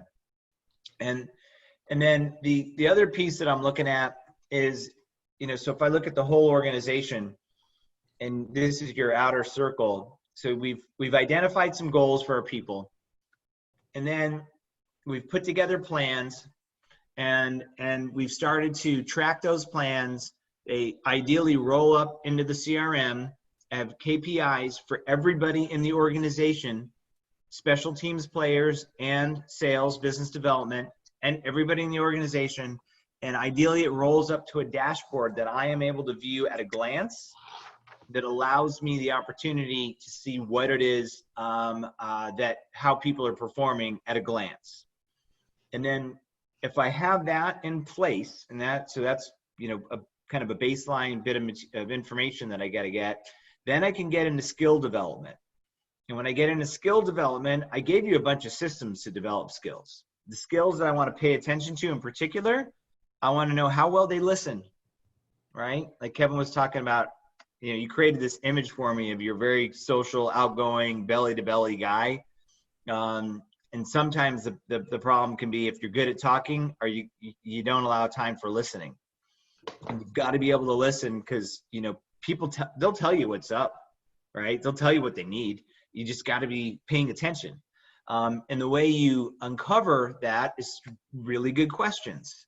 And I would encourage you to constantly refresh your questions and constantly work as a team to have better questions that will help us identify opportunities that we're not currently identifying. And then, make sure I got a coaching and feedback model where I can give feedback, and the culture is that people are receptive to it. Like, some of the organizations where the leadership that I've worked, where the leadership has made it clear that we are going to work constantly to improve upon ourselves on all levels. I would use, personally, like Kevin, part of what you were talking about too on that call recording thing. I don't know how often you share people with your Visage experience.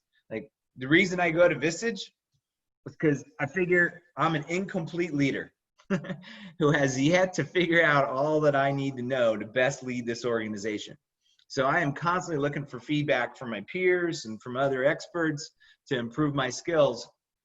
And what I find is, for those of us who take in direction, who are open to suggestions, I got Thor over here. He sounds powerful. Tom Hanks, that guy's a pretty good actor. But I know with a little bit of direction from Ron Howard over here, who's got a whole bunch of great films under his belt, all those great actors perform a little better, right? But I have to create a culture where we are open to that. and that becomes part of what people, and once people, and what I found too, depending on the age of your sales force, like the younger the sales force is, the more they want feedback, right? And you know, I do see some issues when you get too heavily, too big of a percentage with the legacy group. I had this client out of Alabama where they got a lot of people that have just been calling on these accounts forever, and they're trying to get like the new blood in. And like, do not let any dust settle on new blood, right? Because you know, people who are super comfortable, they start checking out, you know, and not everybody. I got plenty of 60-something-year-old salespeople that are still engaged and still open to learning.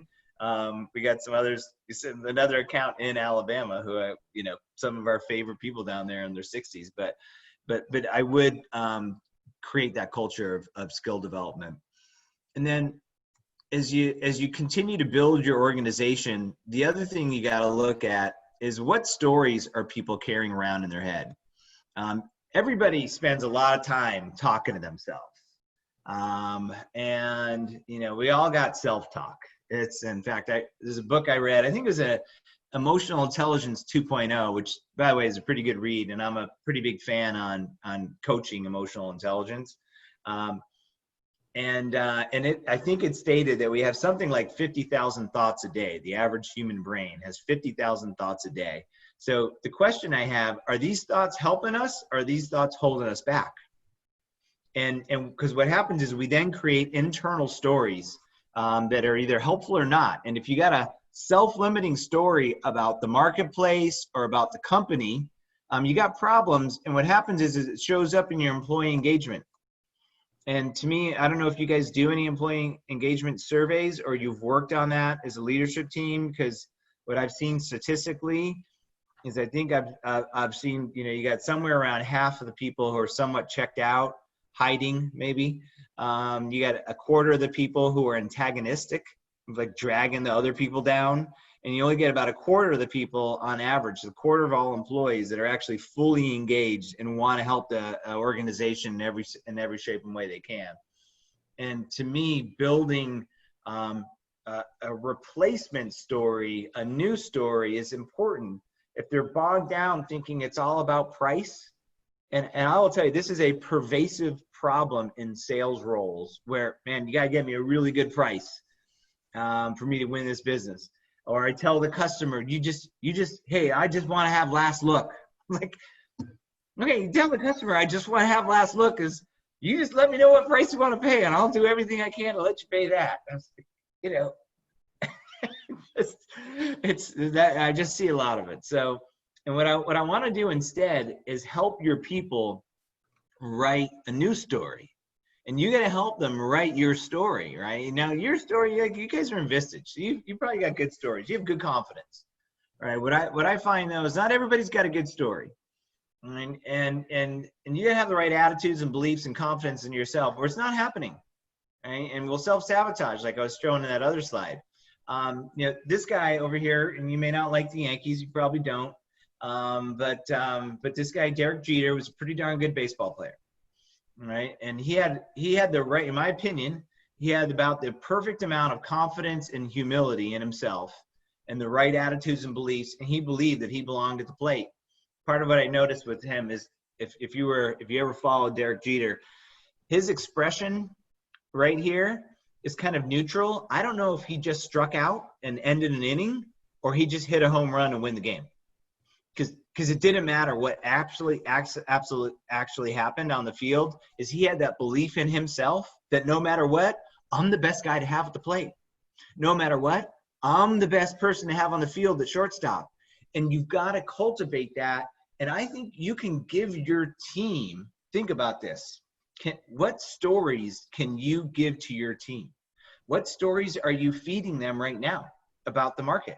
I think a story that belongs out there right now is that there's a lot of business up for grabs, and we need to go find it.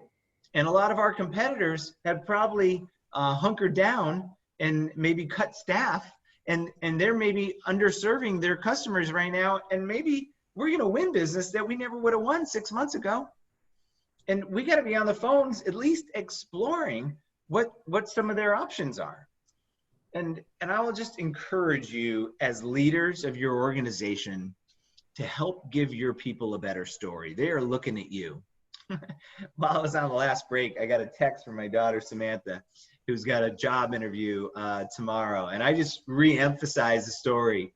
And I said, Samantha, that school district would be lucky to get you, right?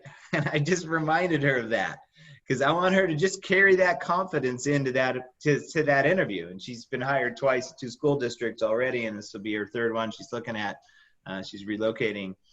And I just want you to think about, what story are you giving your people? What story do they need to go out there and be successful? Because if you inside of your teams are reaffirming each other's confidence, reaffirming the abilities that we have, reaffirming the potential in the marketplace, that feeds on itself. And when I get around companies that are all about it, it's off the charts. Is that helpful? You guys all with me on that? Comments, questions? No? Okay. So you got a good diagram starting to come together. And what I do with all this is, like, all of this fits into your playbook, right? So all of this gets in there. We look at what are the goals of the company, goals of the individual. We put the plan for each individual. We put all the development in there. We write out all the best questions. We write out ideal characteristics of my best customers, so that there is a clear playbook that people have to review and come back to. And I find with the books that have been most impactful for my life, I've read them several times. I've marked them up. I've had thoughtful discussions about all the concepts that are in there. And I continue to develop those concepts as a student of my trade and my game and in my life in general. This is a critical thing to do. And I think you helping build your team, build a playbook so that they have a reference. Because I think there's a lot of salespeople that are just lost out there, and they need some help. And what I'm going to do is I'm going to give you some tools that'll be a communications model here in a moment that also needs to be in your playbook. So I'll give you a little bit of detail on one section of it. And what I'd like to do first is I've been doing this for a long time, and I'm going to tell you. So here's what I've found. So I got this account that I've worked with for years. They do amazing work. When I first met them, these guys do market research stuff, and they're all super intelligent people. Yeah, most of them have a lot of master's degrees, PhDs, much more educated than I was. I was not as great a student, which is how I ended up in sales. So, and in any event, they used to put together A+ proposals, and they would try to wow people with their A+ proposals. And we were talking about, they had a shot at Target, the large retailer. Target brought them in. They put together the most amazing plan that you could ever think of. They knocked them off. They knocked their socks off. Target was floored by it. They said they were ready to go. And then it stalled. A week went by, they were non-responsive. Another week went by, they were non-responsive. The president was all over the salesperson, this guy named Tim. Tim was calling and calling, and eventually gets a hold of the person at Target. And the guy at Target says, look, Tim, we loved you guys. The only thing was your pricing was a little bit high. We showed your proposal to our current vendors. It turns out they can actually do it. With the ideas you gave us, we were able to put this together at about 30% less than what you were going to charge. And we love you, and we will keep you in mind for the next project. Right now, I don't know if you guys have seen that happen to your people, but I see this happening a lot. And what happens is people go out initially and try to impress people in sales and be extra polished. And what ends up happening is they get used. And what I mean by used, they're underappreciated. They get soaked for ideas. They get exploited, and they get dismissed. Right? And I don't believe you should allow your team to get used. I really don't. The reaction that most salespeople have to that is they try to sell harder. They talk more. They come up with some speech. They try to manipulate a situation, or maybe lead somebody down a path, trying to like steer them right down a path. And they sell harder. And the truth is, nobody likes being sold. And so I don't subscribe to that as a successful formula either. So I gave you the two most common things that I see out there and of what I don't like. And instead, what I'm going to suggest to you is I'm going to give you a template that you can use to hang your framework and make this, you know, if you don't have a playbook, it can become the basis of the playbook you create, or you can just compare it to what you have. Be Useful Now is an acronym for some concepts about how to have productive conversations. All sales is having a conversation with somebody, trying to help somebody fix a problem that they couldn't help fix without you. It's based in theory out of the book from the Checklist Manifesto. Any of you read the Checklist Manifesto ever? It's a great read. It started in hospitals that were replacing the wrong hip. Oh, Mr. Jones, it was your right hip we were supposed to replace? Really sorry about that. You got a new left hip. We'll do the other one on us, right? And I mean, literally stuff like that was happening left and right. So the Checklist Manifesto and what you're going to see here, and I'm going to just run you through this, is a guideline for healthy conversation. So here we go. The B in the acronym is for before you go. And before you go, you got to have a pre-call plan. You got to have an idea of where you're going. You got to share that game plan with some of the other people on your team. You got to understand what are the circumstances. What's the crowd going to be like? Friendly crowd, not so friendly crowd. Are they all going to be on camera? Right? Things like that. And that's part of your pre-call plan. And once you check that box, then you got to talk about the E. E is for setting expectations. And I want you to have good expectations in advance. Expectations that all the people that are supposed to be there are going to be there. Right? And with cameras that function. You're for yourself, your expectations should be, we're going to have a great conversation. I expect that they're going to be super interested in what I bring to the table. I don't know where this is going to go. And this is one of the things I like to warn people on. Don't get overly tied to expectations of outcomes. Get tied to expectations of process, okay? When you get overly tied to outcomes, you try to manipulate situations and people resist. So number 2 on the checklist is setting expectations. The third item on our checklist, the U, is for making a unique connection. And what I mean by that is you got to be authentic. You got to be genuine with people. And I don't care if you're just meeting people for the first time, but there's a way to make a unique connection. The thing I'll caution you against, and I see this as a giant mistake for a lot of people. Like they think, okay, if I'm the one that stands up the straightest, I have the nicest clothes, I sound the most professional, and I'm the most polished, that I'll win more business. And really what that does is it's more of a disconnect than it is a connection. You know what I mean? And I've seen it happen so many times. I have a client that I used to work with, this guy named Chuck. And Chuck was a principal in a construction-related business where they got rid of asbestos from commercial remodels. And he was an ops guy, trucks, crews, schedule, partner was sales guy. Kids in the business, kids growing up, got complex, couldn't figure a way to work it out. They go, look, let's part friends. It's been a great run. And they split the company down the middle and just separated the company. Problem for Chuck was most of the clients followed the sales-oriented partner. I'm going to pause for a second. If you have been an operationally oriented leader, I think you will find it important to also understand what happens on the sales end equal to whoever your sales leaders are. So you're at least your sales acumen is at their level, okay? But anyway, so Chuck's got half the overhead and about 15% of the clients. And he says, all right, I can do this. I'll rebuild it again.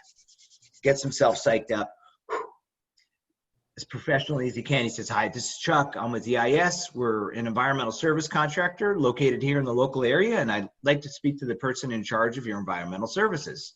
Sounding professional, right? What kind of responses do you think Chuck got? No thanks.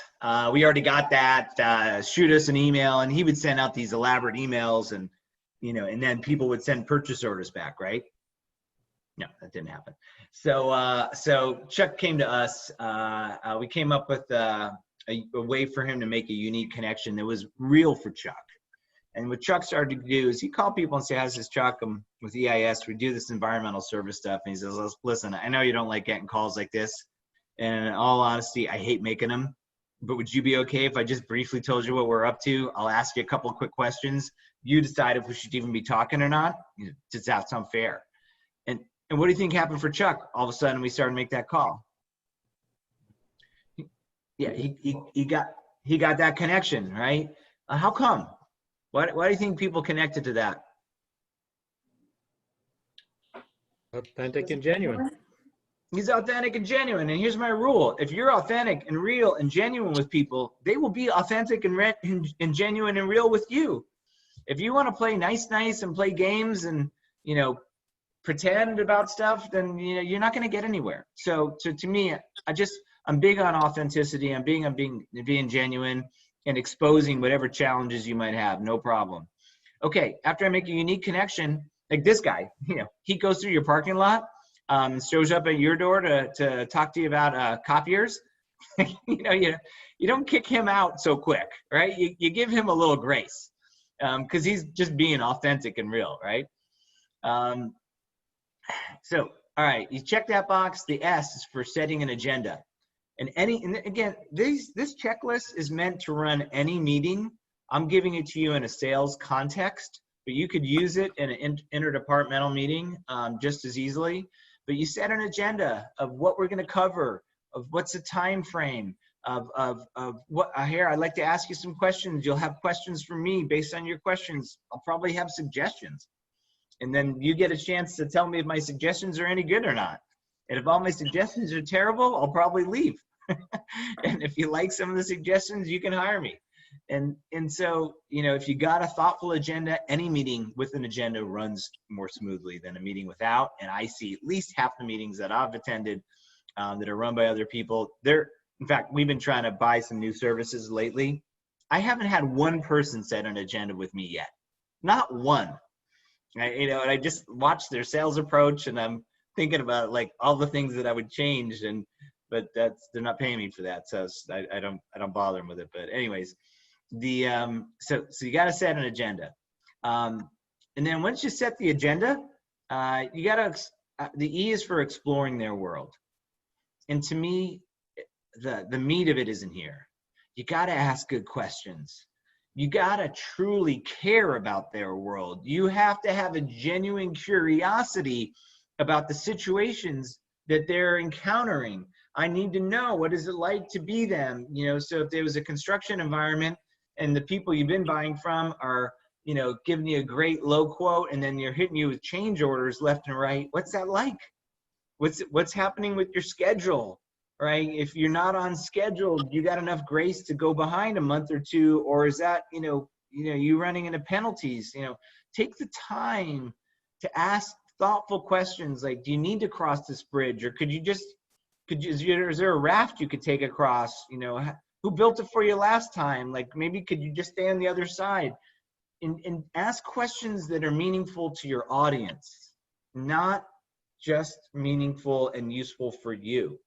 And I think if you take a genuine curiosity and your prospects see that you're more interested in helping them discover what they really need to do than you are interested in selling them something, that trust will be formed and they will come to you again and again and again for whatever resources you offer. And if you check the box on that, then you got to go on a fact-finding mission, okay? And you got to go find a bunch of stuff. The things that I know you have to find usually, my top 3. Number 1, you got to find out if they have enough time to do it, right? So if you're going to change suppliers, guess what? You know, there's like we got to go through a proof of concept. We maybe need to get you a test article. There's all kinds of things that take some time. So we got to identify that time's available. If, you know, my offering, they got to find funding. If my offering costs more than the offering that they've been getting from somebody else, it's their job to go find the funding. it is not my job to meet their price expectations, right? Which is a very different mindset. And we need to help them find the funds to do it, to be able to hire us to do the kind of work that we do, right? And have a healthy conversation about that. We may need to find resources. If it's a construction project, there's a lot of things that are going to go on around me that don't have anything to do with what I'm bringing to the table.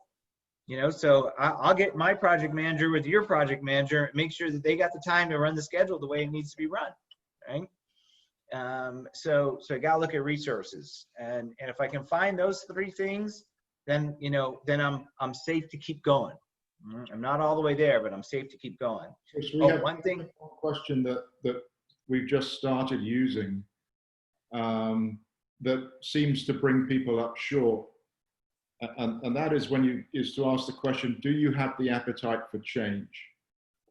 It's a great question. Right, and because a lot of times they take a meeting and it's just kicking the tires or whatever, but they have no intent. So we're asking that direct question now, and it's actually being very beneficial. It would have to be, right? And because so many people are change adverse. I really appreciate you pointing that out. Right, because you know that probably belongs in there, and because it is going to be a shock to the system. A lot of people are creatures of habits and don't want to make the changes. So thank you, thanks for adding that. And the one thing I will say that I would prefer you not to do is don't go emailing quotes to people that have no idea what the quote's about to be. But I find with a lot of people, they don't want to talk about the money and how much it's going to cost live. And they say instead, I'll email you a quote. Now, if you had a great meeting with a potential client and they loved the idea of hiring you, and they had in their mind that your price was going to be around $20,000 to $25,000, and it turns out your price is $35,000 to $40,000, and they get this $40,000 quote hoping it was going to be $20,000. You got a problem now, right? And there's a little bit of trust that's broken, and there's a chance they don't even want to tell you that they can't necessarily find the funds that are required. So just make sure you don't email quotes without having an idea, without them knowing what the the range that the quote will be in. And then, you know, ultimately you got to understand who cares. Right? And truthfully, not everybody cares. I'm going to suggest that there's at least 3, 4, 5 people involved in any given decision. And on average, your people get access to how many of those? 1. If they're only getting 1, this is an issue, right? So if you look here in this example, if the woman with the red hair is the salesperson and she's just calling on this guy over here, and she asks, even if she asks the question, are you the ultimate decision maker as it relates to this process? And he says, yes, I'm the ultimate decision maker. I still have left out several people.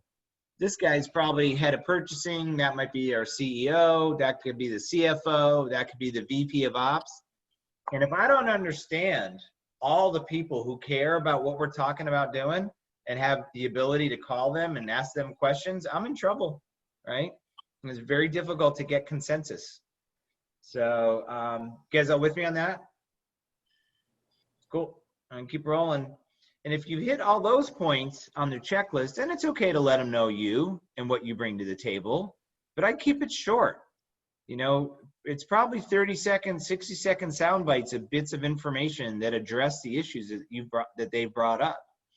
And I don't need to have long PowerPoints. Like I said, my preference would be to be in the conference room with you guys in my old school flip charts, just chatting up, you know, and drawing some plays on the board as we go. So don't get overly dependent on dumbing down a presentation for a salesperson when you're trying to control certain outcomes. They need to be able to work off of a checklist and an outline, okay? And have some 30-second sound bites to share. And then if you've checked that and you've let them know and they're interested and they want to move forward, a lot of it's about setting up next steps. And unfortunately, what I find is all too often the next steps that get set up are vague. Like this picture, it looks good, but if you look at these steps closely, they lead to nowhere. And the majority of next steps that I've when somebody if somebody brings us in to analyze pipeline, the next steps are unclear. So to me, to get your next steps tight, you get dates and times on the calendar with a predetermined agenda of what's going to be happening at that next step, calendared in both of our calendars. Now I got a likelihood of us getting together again and solidifying whether we're working together or not. And if it turns out at that meeting that they hire you and you've checked that box efficiently and you got a new customer, well, you got to onboard every customer every time. All right. And the way I like to treat all new customers is as if they were blindfolded, walking into a dark room when there's no idea where the light switch is. So you take nothing for granted, right? You walk them through the things that they may not be anticipating. You walk them through hey, we change equipment on this one thing, it might impact this other system. Yeah, your maintenance on the front end for your maintenance team, it's going to take them a little bit more time. They're not going to like it. The good news is you're not going to have to maintain that, but once every 2 years versus the once every 6 months you were before. But the first time through, it's probably your maintenance team is going to be intimidated by it. So again, take the time to have a thoughtful onboarding with their entire team, with everybody who cares about whatever it is that you're doing for them, to make sure that you manage the expectations, you set the expectation that you're counting on them for referrals to new people if they like what you do, and that should be built in to your overall onboarding process. And then once you've got them onboarded, in the beginning, let them all know what else you might be able to do for them. Because, hey, they hired you for to fill the red piece of the puzzle. The truth is you got green and blue and yellow to bring to the table, and there's a lot more you could be doing for them. And what I'll say is, too often we leave so much money on the table. You got a customer, and they turned into half the customer they could be, a quarter of the customer they could be, a tenth of the customer they could be. And to me, it's really about setting that expectation early about what happens down the road and what kind of partnership we're looking for. Is that helpful to you guys? Can you see how you can use that? And I'll ask, how else you can be useful now. And I'm big on being useful. I would encourage you to build this into your playbook or compare it to the one you have. Maybe it adds an element or two to something you didn't have in there before. And as you're building out your playbook, make sure that the entirety is in there. The plans, the goals, the tracking system, how it folds up to the KPIs, the ideal client profiles, get all that in there, and then you work on refining it. And you study that playbook, and you get good at execution, because it's all about execution. At the end of the day, if you can execute on whatever you've developed, everybody's going to win. Comments, questions? Ed, do I have like 2-3 minutes to take people through that sheet real quick and do a little plus delta, or? Yeah. So what I want to do is you go to your sheet, because I think that's useful. You also has this sort of this cost of sales kind of sheet that's in here. That might be useful to, like, you referenced it earlier, which is good. Walk through that, and everybody will walk away with what's the one thing kind of thing. We'll go around the room and check in on that. You got it. Okay, so if you can pull out your lessons learned sheet, I'm going to give you a few things to highlight. Looks like this. I got it up on the screen. Yeah. Yep. So on the top section, it says lessons learned. I want to go all the way back to the beginning, and I want you to write down just one of the 10 systems that we talked about and covered in the opener, right? That you can commit to implementing in your company. That could be, hey, I'm gonna start recording some calls. I'm gonna go out on, Adrian said he's gonna go out on some field rides, right? Maybe I'm gonna run some scrimmages, prior to going out on these calls. I'm gonna get a hiring and recruiting system built now, right? So just one. Give me one system you can commit to. On the next section, on the what I will stop doing section, I want you to think of or anticipate an excuse that you might get from either your people or your customers that could slow you down in implementing some of this? Kevin mentioned it earlier. It's like, I've been around a couple years. I don't really need to do that. And I want you to really think through what excuse might you get from your people or your customers? From your customers, it could be, hey, we got to get 4 bids, on every project, and we're required to take the low bid, right? Which, a lot of companies will say that, but there's, a million ways around that. And it's because it's not just about the bid. And so I want you to write down the excuse that you would anticipate getting from your people or your customers. And the way you deal with an excuse is you replace it with a better story. And I talked about that a little bit, right? And I gave you a couple of stories. So if you have people that just want to clean their desk for 2 months or 3 months or however long they were inside, and they don't think it's appropriate to call new customers, that's the excuse that they give you, you have a better story. It's like, all business is up for grabs right now. Our business is up for grabs. So we got to be on it with our customer. The business that our competitors used to hold solid, it's up for grabs. We need to go call those people, right? And so just think about the story, okay? And then on the what I will start doing section down here, the third one, on the Be Useful Now section, I just want you to write down one concept out of that Be Useful Now acronym that I took you through that you think would be useful inside of your organization. Maybe it's before you go and having a really great pre-call plan. Maybe it's about how you explore their world and the questions you ask. Maybe it's about onboarding new customers and the way you onboard them to have them be that experience, be everything they thought it would be and beyond. Which, because in the onboarding, you got to train them to be a great customer. They don't know how to be a great customer. Maybe they're a lousy customer for all their other vendors, and you have to train them. Right? So just one of those concepts out of the Be Useful Now checklist. All right, yeah, take a second, just pick one out of all that, and we'll go around the room real quick. Yep. Yep. Chris, while they're doing that, can you just take 1 minute and sort of give us an idea of how you add value to our Sure. members? What do you guys do? Yeah, no problem. So we usually get brought in either as a fractional VP of sales or client retention, or to partner with the VP or leadership inside an organization, or to take on a project, right? Projects we take on is, we sometimes help identify cost of sales and reduce the cost and come up with a plan to do that. We might look at all your special teams players and restructure how you utilize your special teams players. Project I was talking about that we're starting earlier is we're just start out with the discovery to do an analysis of what is your lead conversion, why is it that number, and how do we increase lead conversion to something that feels profitable. So there's 1,000 different ways. We might build a playbook for you. We might take your material and build it out completely and give it back to you. So you get stuck on any of that stuff, we're here to help. And, you just let us know. Very good. So let's go around the room real quick and sort of what's one takeaway, one thing that you will do as a result of this workshop today.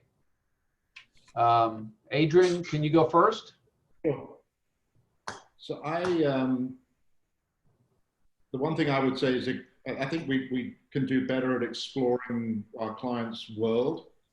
Particularly, we're in the retail space counting inventory. Mm-hmm. And the retail is in a state of turmoil, and so there's a lot of crisis going on. So understanding what the client's issues and what their pain points really are. And I've been in a couple of sales calls, obviously not in the last 3 months, where we've led the meeting telling the prospect what we want, what we think they want to hear, not necessarily what they truly want to hear. So I think exploring their world. The other thing I would say that every client is different, and therefore making our sales teams aware that how they run a meeting for one client may not work for another client.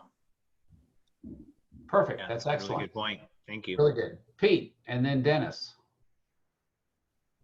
Yeah, so the two areas on the top 10 things to do. The first one, go live. I think having a metrics about getting off of email and talking to customers for our Yeah. account team, sales team, I think it's a great idea. So that one, and we got a new fiscal year. So we got coming up in July 1st. So that's the timing. I want to implement that. And then what will I start doing from the be useful?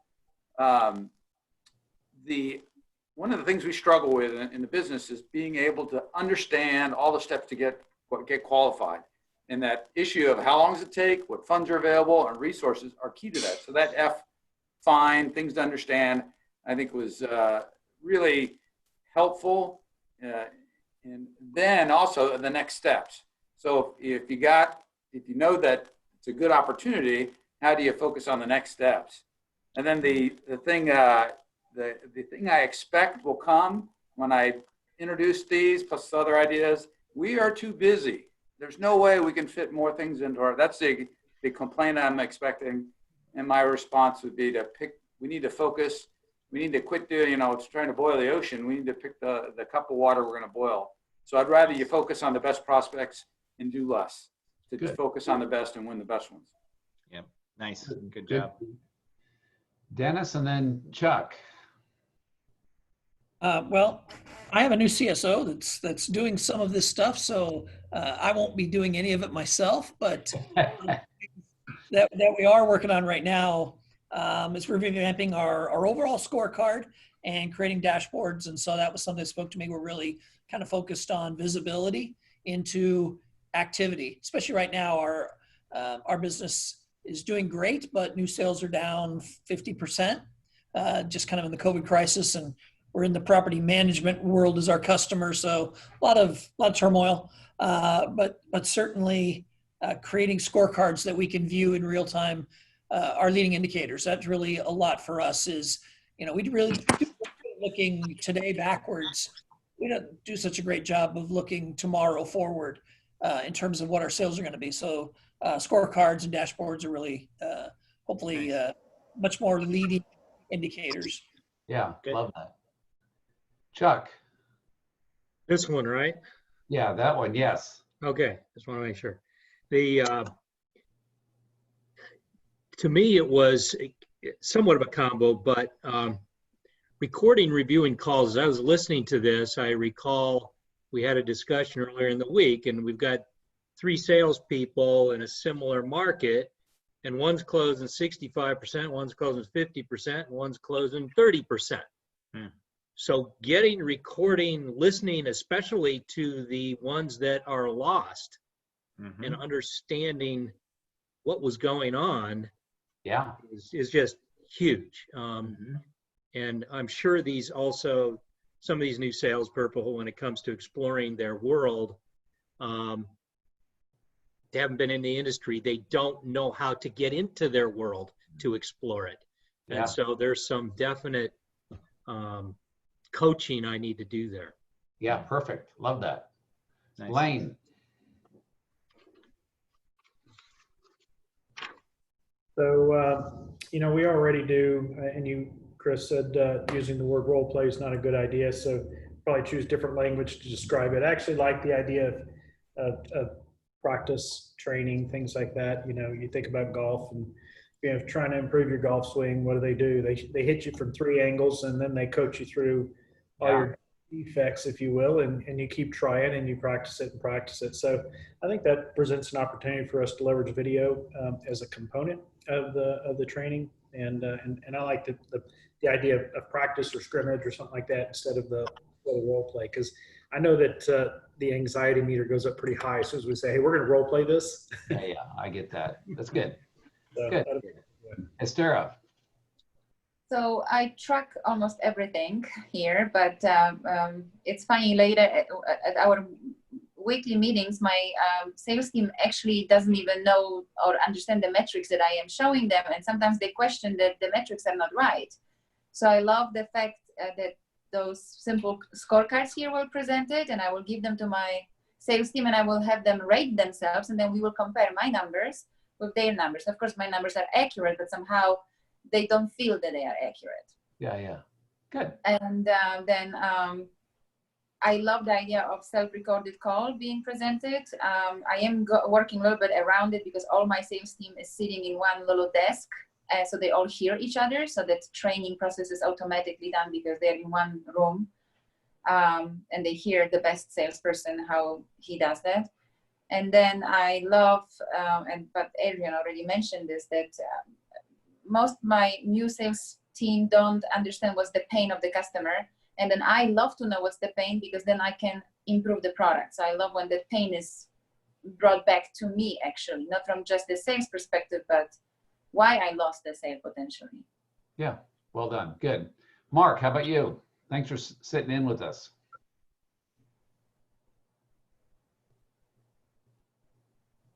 Yeah, I guess I took away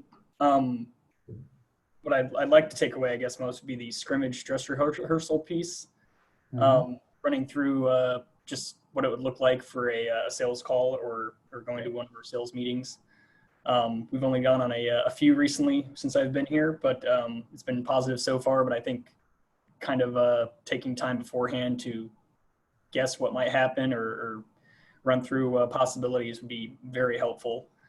We haven't really done a lot of the sales calls, sales review. That's something I think we need to implement in the future, but that's something maybe down the line for us. And maybe unique connection if anything else. Yeah, well, you have a couple of people that have been in the business for 100 years. They could be the customer and somebody else, and you're the sales guy. You'd get great insights. It'd be real. So that's good. Thanks, all right, Joey.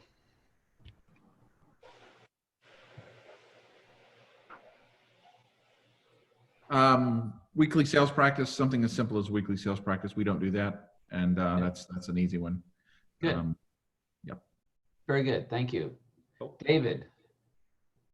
A couple of things. First of all, based on our discussion this morning about working from home, the call recording system, and that could be a key tool in managing our support people, which are also salespeople. Everybody's a salesperson, as Chris said earlier. And then I love his next steps to nowhere. That applies to just about everybody. Very good. Chris Weir. Mountain Man.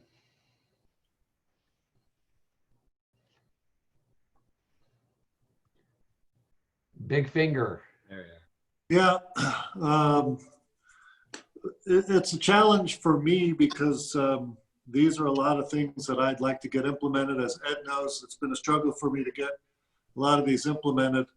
We're seeing tremendous growth without these things, but trying to put the pieces in place for tomorrow. And these things are vital, but I'm being blocked by my quote unquote sales manager who believes he's doing all of these things already. So my challenges are far greater than this, but I made tremendous notes, copious notes. I loved it all. I live it all. And for me, how would they know what a world-class sales call sounds like since nobody's recording me? And that's all I give, are world-class sales presentations all the time. That's right. Nobody's recording me. So my work is cut out for me, but I'm hoping to implement these things. And if I can't, I'll just have to call you, Chris, and bring you in. Good deal. That's a good option. There we go. Thanks, Chris. All right. I think we are good. So what I want to do is, Mark, you can head out. Chris, I think we're good. Yeah, I'll duck out. Very much. Thanks for having me with you for the past 3 days. Ed, it was a pleasure, my friend. Listen, by the way, I will ask if you guys get the invitation to fill out the surveys and you ever get around to those. It does matter to us as speakers. I always shoot for 5. That's what Vistage Corporate looks for. Hopefully we got there today. And if you get stuck, because we really condense this way down, if you get stuck on that true cost of sales calculation, or you're trying to build the playbook and you want some pointers, just you got my info. Email me, and I'll be here to help. All right, be well, guys. Thanks for having me out. Thank you. Take care, all. Bye now. One thing when I called them and said, hey, the group really would like to condense the time down because we're on these Zoom calls. And I said, maybe as a consideration, just make sure that, you know, that you're even more willing to take a call from one of our members, like here, hey, I really would like to see what a playbook looks like or something like that, and spending a little time with him. And so he agreed to that. So don't hesitate to call him or any of our speakers to sort of get a little bit extra help if you want. So couple things, and then we'll wrap up. I want to talk about the next meeting. Joe, I'd like Joey to speak to that. We're conceptually, we were wanting to have a July meeting in person. Since then, we've seen the cases go up. Since then, I know my prior 2 days of meetings, on Tuesday meeting and Wednesday meeting, could not get approval from their own company to have it in there. Just because they're not back to full work, or there's some consideration. So, and I don't even know your situation now, Joey. So where do we stand on potentially doing it at your place? Yeah, first of all, I kind of walked off spacing. Yeah. And we could do 4 by 4, and I think it was 10 feet apart was the preference. Right. Right. So we could do that. It'll be tight, but we could get about 16 in a room and still do that. So there's definitely potential to do that. You know, the challenge is that we've got some pretty strict requirements for our own employees in terms of what can come in outside, from outside. So I'm not certain it's the right thing to do for me to host a group when we're got some pretty strict requirements on the few employees that we have back. Right. Yeah, and this is sort of the problem we have too with another group. They have policy, you know, as far as guests in, though, that we're not allowing any guests back into the room, especially in our case, potentially 16 guests, you know, back into the facility. So it's just one of the challenges that we didn't honestly anticipate when we sort of opened up July, you know. Right. So I could veto it. That wouldn't be a good example. That's exactly right. So Ed, we had a discussion of having an in-person meeting with some of our top people, and one of the things we discussed, does it really make sense to put and I would say this, does it really make sense for us to put 16 of our leaders in a room and potentially have one of them come down sick and suddenly take 16, 18 of our leaders out leading their companies for 2 weeks? Right. Yeah. So you wouldn't look too good, Ed. That's right. So let's just do a quick poll. I know we've lost a lot of people through the day. I'm launching a poll, which basically says, hey, for July, the group meeting, what would be your preference, either virtual or in person? You know, sort of get it judged by the 10 or 9 people that we have here. I only vote the way I am because I won't be here in person. So yeah, I won't either. I can attend remotely, but I won't be physically here. Same with me. And by the way, also, can I make another suggestion? If we do it remotely, yes. 4 hours is great. 6, 7 hours is sure a long time to sit in front of a computer monitor. Right. So on that, let me share the results. So of our group, we had, 88% said, let's do it virtually in the sample that we had here, the 8 people that responded. So, and I think probably for us, we probably need to get to a point where I'm trying to even think of the criteria as we keep going forward that, probably, 3/4 of us need to be able to say, yes, we'll attend an in-person meeting, and the facilities are capable of, of accepting us too. So I would say based on this that I did poll Kevin and a few others before they left, and they could have gone sort of either way. So they might have added to a few more in-person ones on there. So I would say based on this, Joey, that we probably just do this as a virtual meeting for July. Sort of to that point, David, is there something, we had our morning session, which We did a fairly quick check-in, faster than normal. We did the breakout rooms. We did 3 issues. Then we did 2 hours versus 3 hours on a workshop. What would be, guys, tell me where we could, how do we cut it back further when we have a speaker? Because we have a speaker. Well, can I suggest, why do we need to have a speaker the same day? In fact, for that, Ed, you might consider having a speaker for both you groups together. Yeah, that's which might be interesting on a separate day, because I would personally, it's hard for hard for me to sit still that long doing it, and I would much prefer having a separate day, even breaking up the day. Okay, that's a great idea. In fact, what I can do on I have 3 meetings. I could do it on the key group meeting because I can suffer a little bit more, and at least would have that day, for the speaker. Okay, that's a good idea. What day is your key group meeting? Tuesdays. Oh.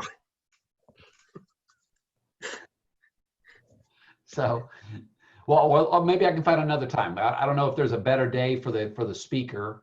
Another suggestion. Wednesday may or may not work. If you had a longer break between, that's better. We kind of rushed lunch. I understand we had a speaker waiting, but you've got an hour and a half between where people can do stuff or walk maybe around. 8 to 11, and then to have the speaker from 12:30 to 2:30 or something. I'm game for that. Yeah, I agree with that one. That 17-minute lunch was a killer. Yeah, so we're used to 7:30 to 4. Yeah. So if you just had a longer break in the middle, if everybody committed to coming back, we didn't lose too many. That would give people an opportunity to walk around, do whatever, and not so long sitting in front of a screen. No, that's a great suggestion. Okay, good. And I tell you what, we've had more people at our virtual meetings, Ed, than you've gotten in the last year in an in-person meeting. No, that's true. That's true. So, and this is the first time we had a lot of people leave early, more than normal, but I can sort of understand it. I do want to thank Chris and Randy for being on vacation and still making the meeting. So I think that's very awesome too. He's not on vacation. I had to watch my kids head off to the hiking trail, 6-mile trail to the waterfalls, and I didn't make it. So at least, Chris, you weren't as bad as Randy having the picture with the mountains behind you. So that's right. Right. Yeah. Yeah. So let's sort of wrap up. So sort of think about the meeting 1 to 10 as a score. I got some of the scores from Kevin and Randy and Scott. And Chuck Scott. So think of a score 1 to 10, and Adrian, lead us off. It's a long day. I would agree with everybody's comments. It's a long day in front of the screen, but I think the content was good. So I'm a 9.3. Okay, good. Pete. I'm a 9.8. I thought the different things that we did, the breakout groups, I thought it was more effective than the whole group together the whole time. So I'm a 9.8. I thought it was pretty good. Good deal. Thanks. Dennis. Rub it in, Chris. That's my backyard. I said 9.5, and I got to run to another appointment. Sorry, guys. See you later. Okay, bye, Dennis. Yeah, I got to run too. I got one at 3 o'clock here. Okay, good. Chuck? All right. 9.5. Yeah, other than the sitting the length, I thought the content was great. The format was great. The breakouts were great. Yay. Good deal. Lane? Give it a 9. Good. Estera? 9. Good. Joey? 9. David? 9. And last but not least, Chris? Yeah, mine is a 9 because of the 17-minute lunch. Okay. All right, guys. Thank you very much. And I will see you either at our next one-to-one or at our next meeting, which will be virtual in July. Great. I'll work on the agenda. Perfect. Thank you guys. Great day. Thanks. Bye. Bye. Bye-bye.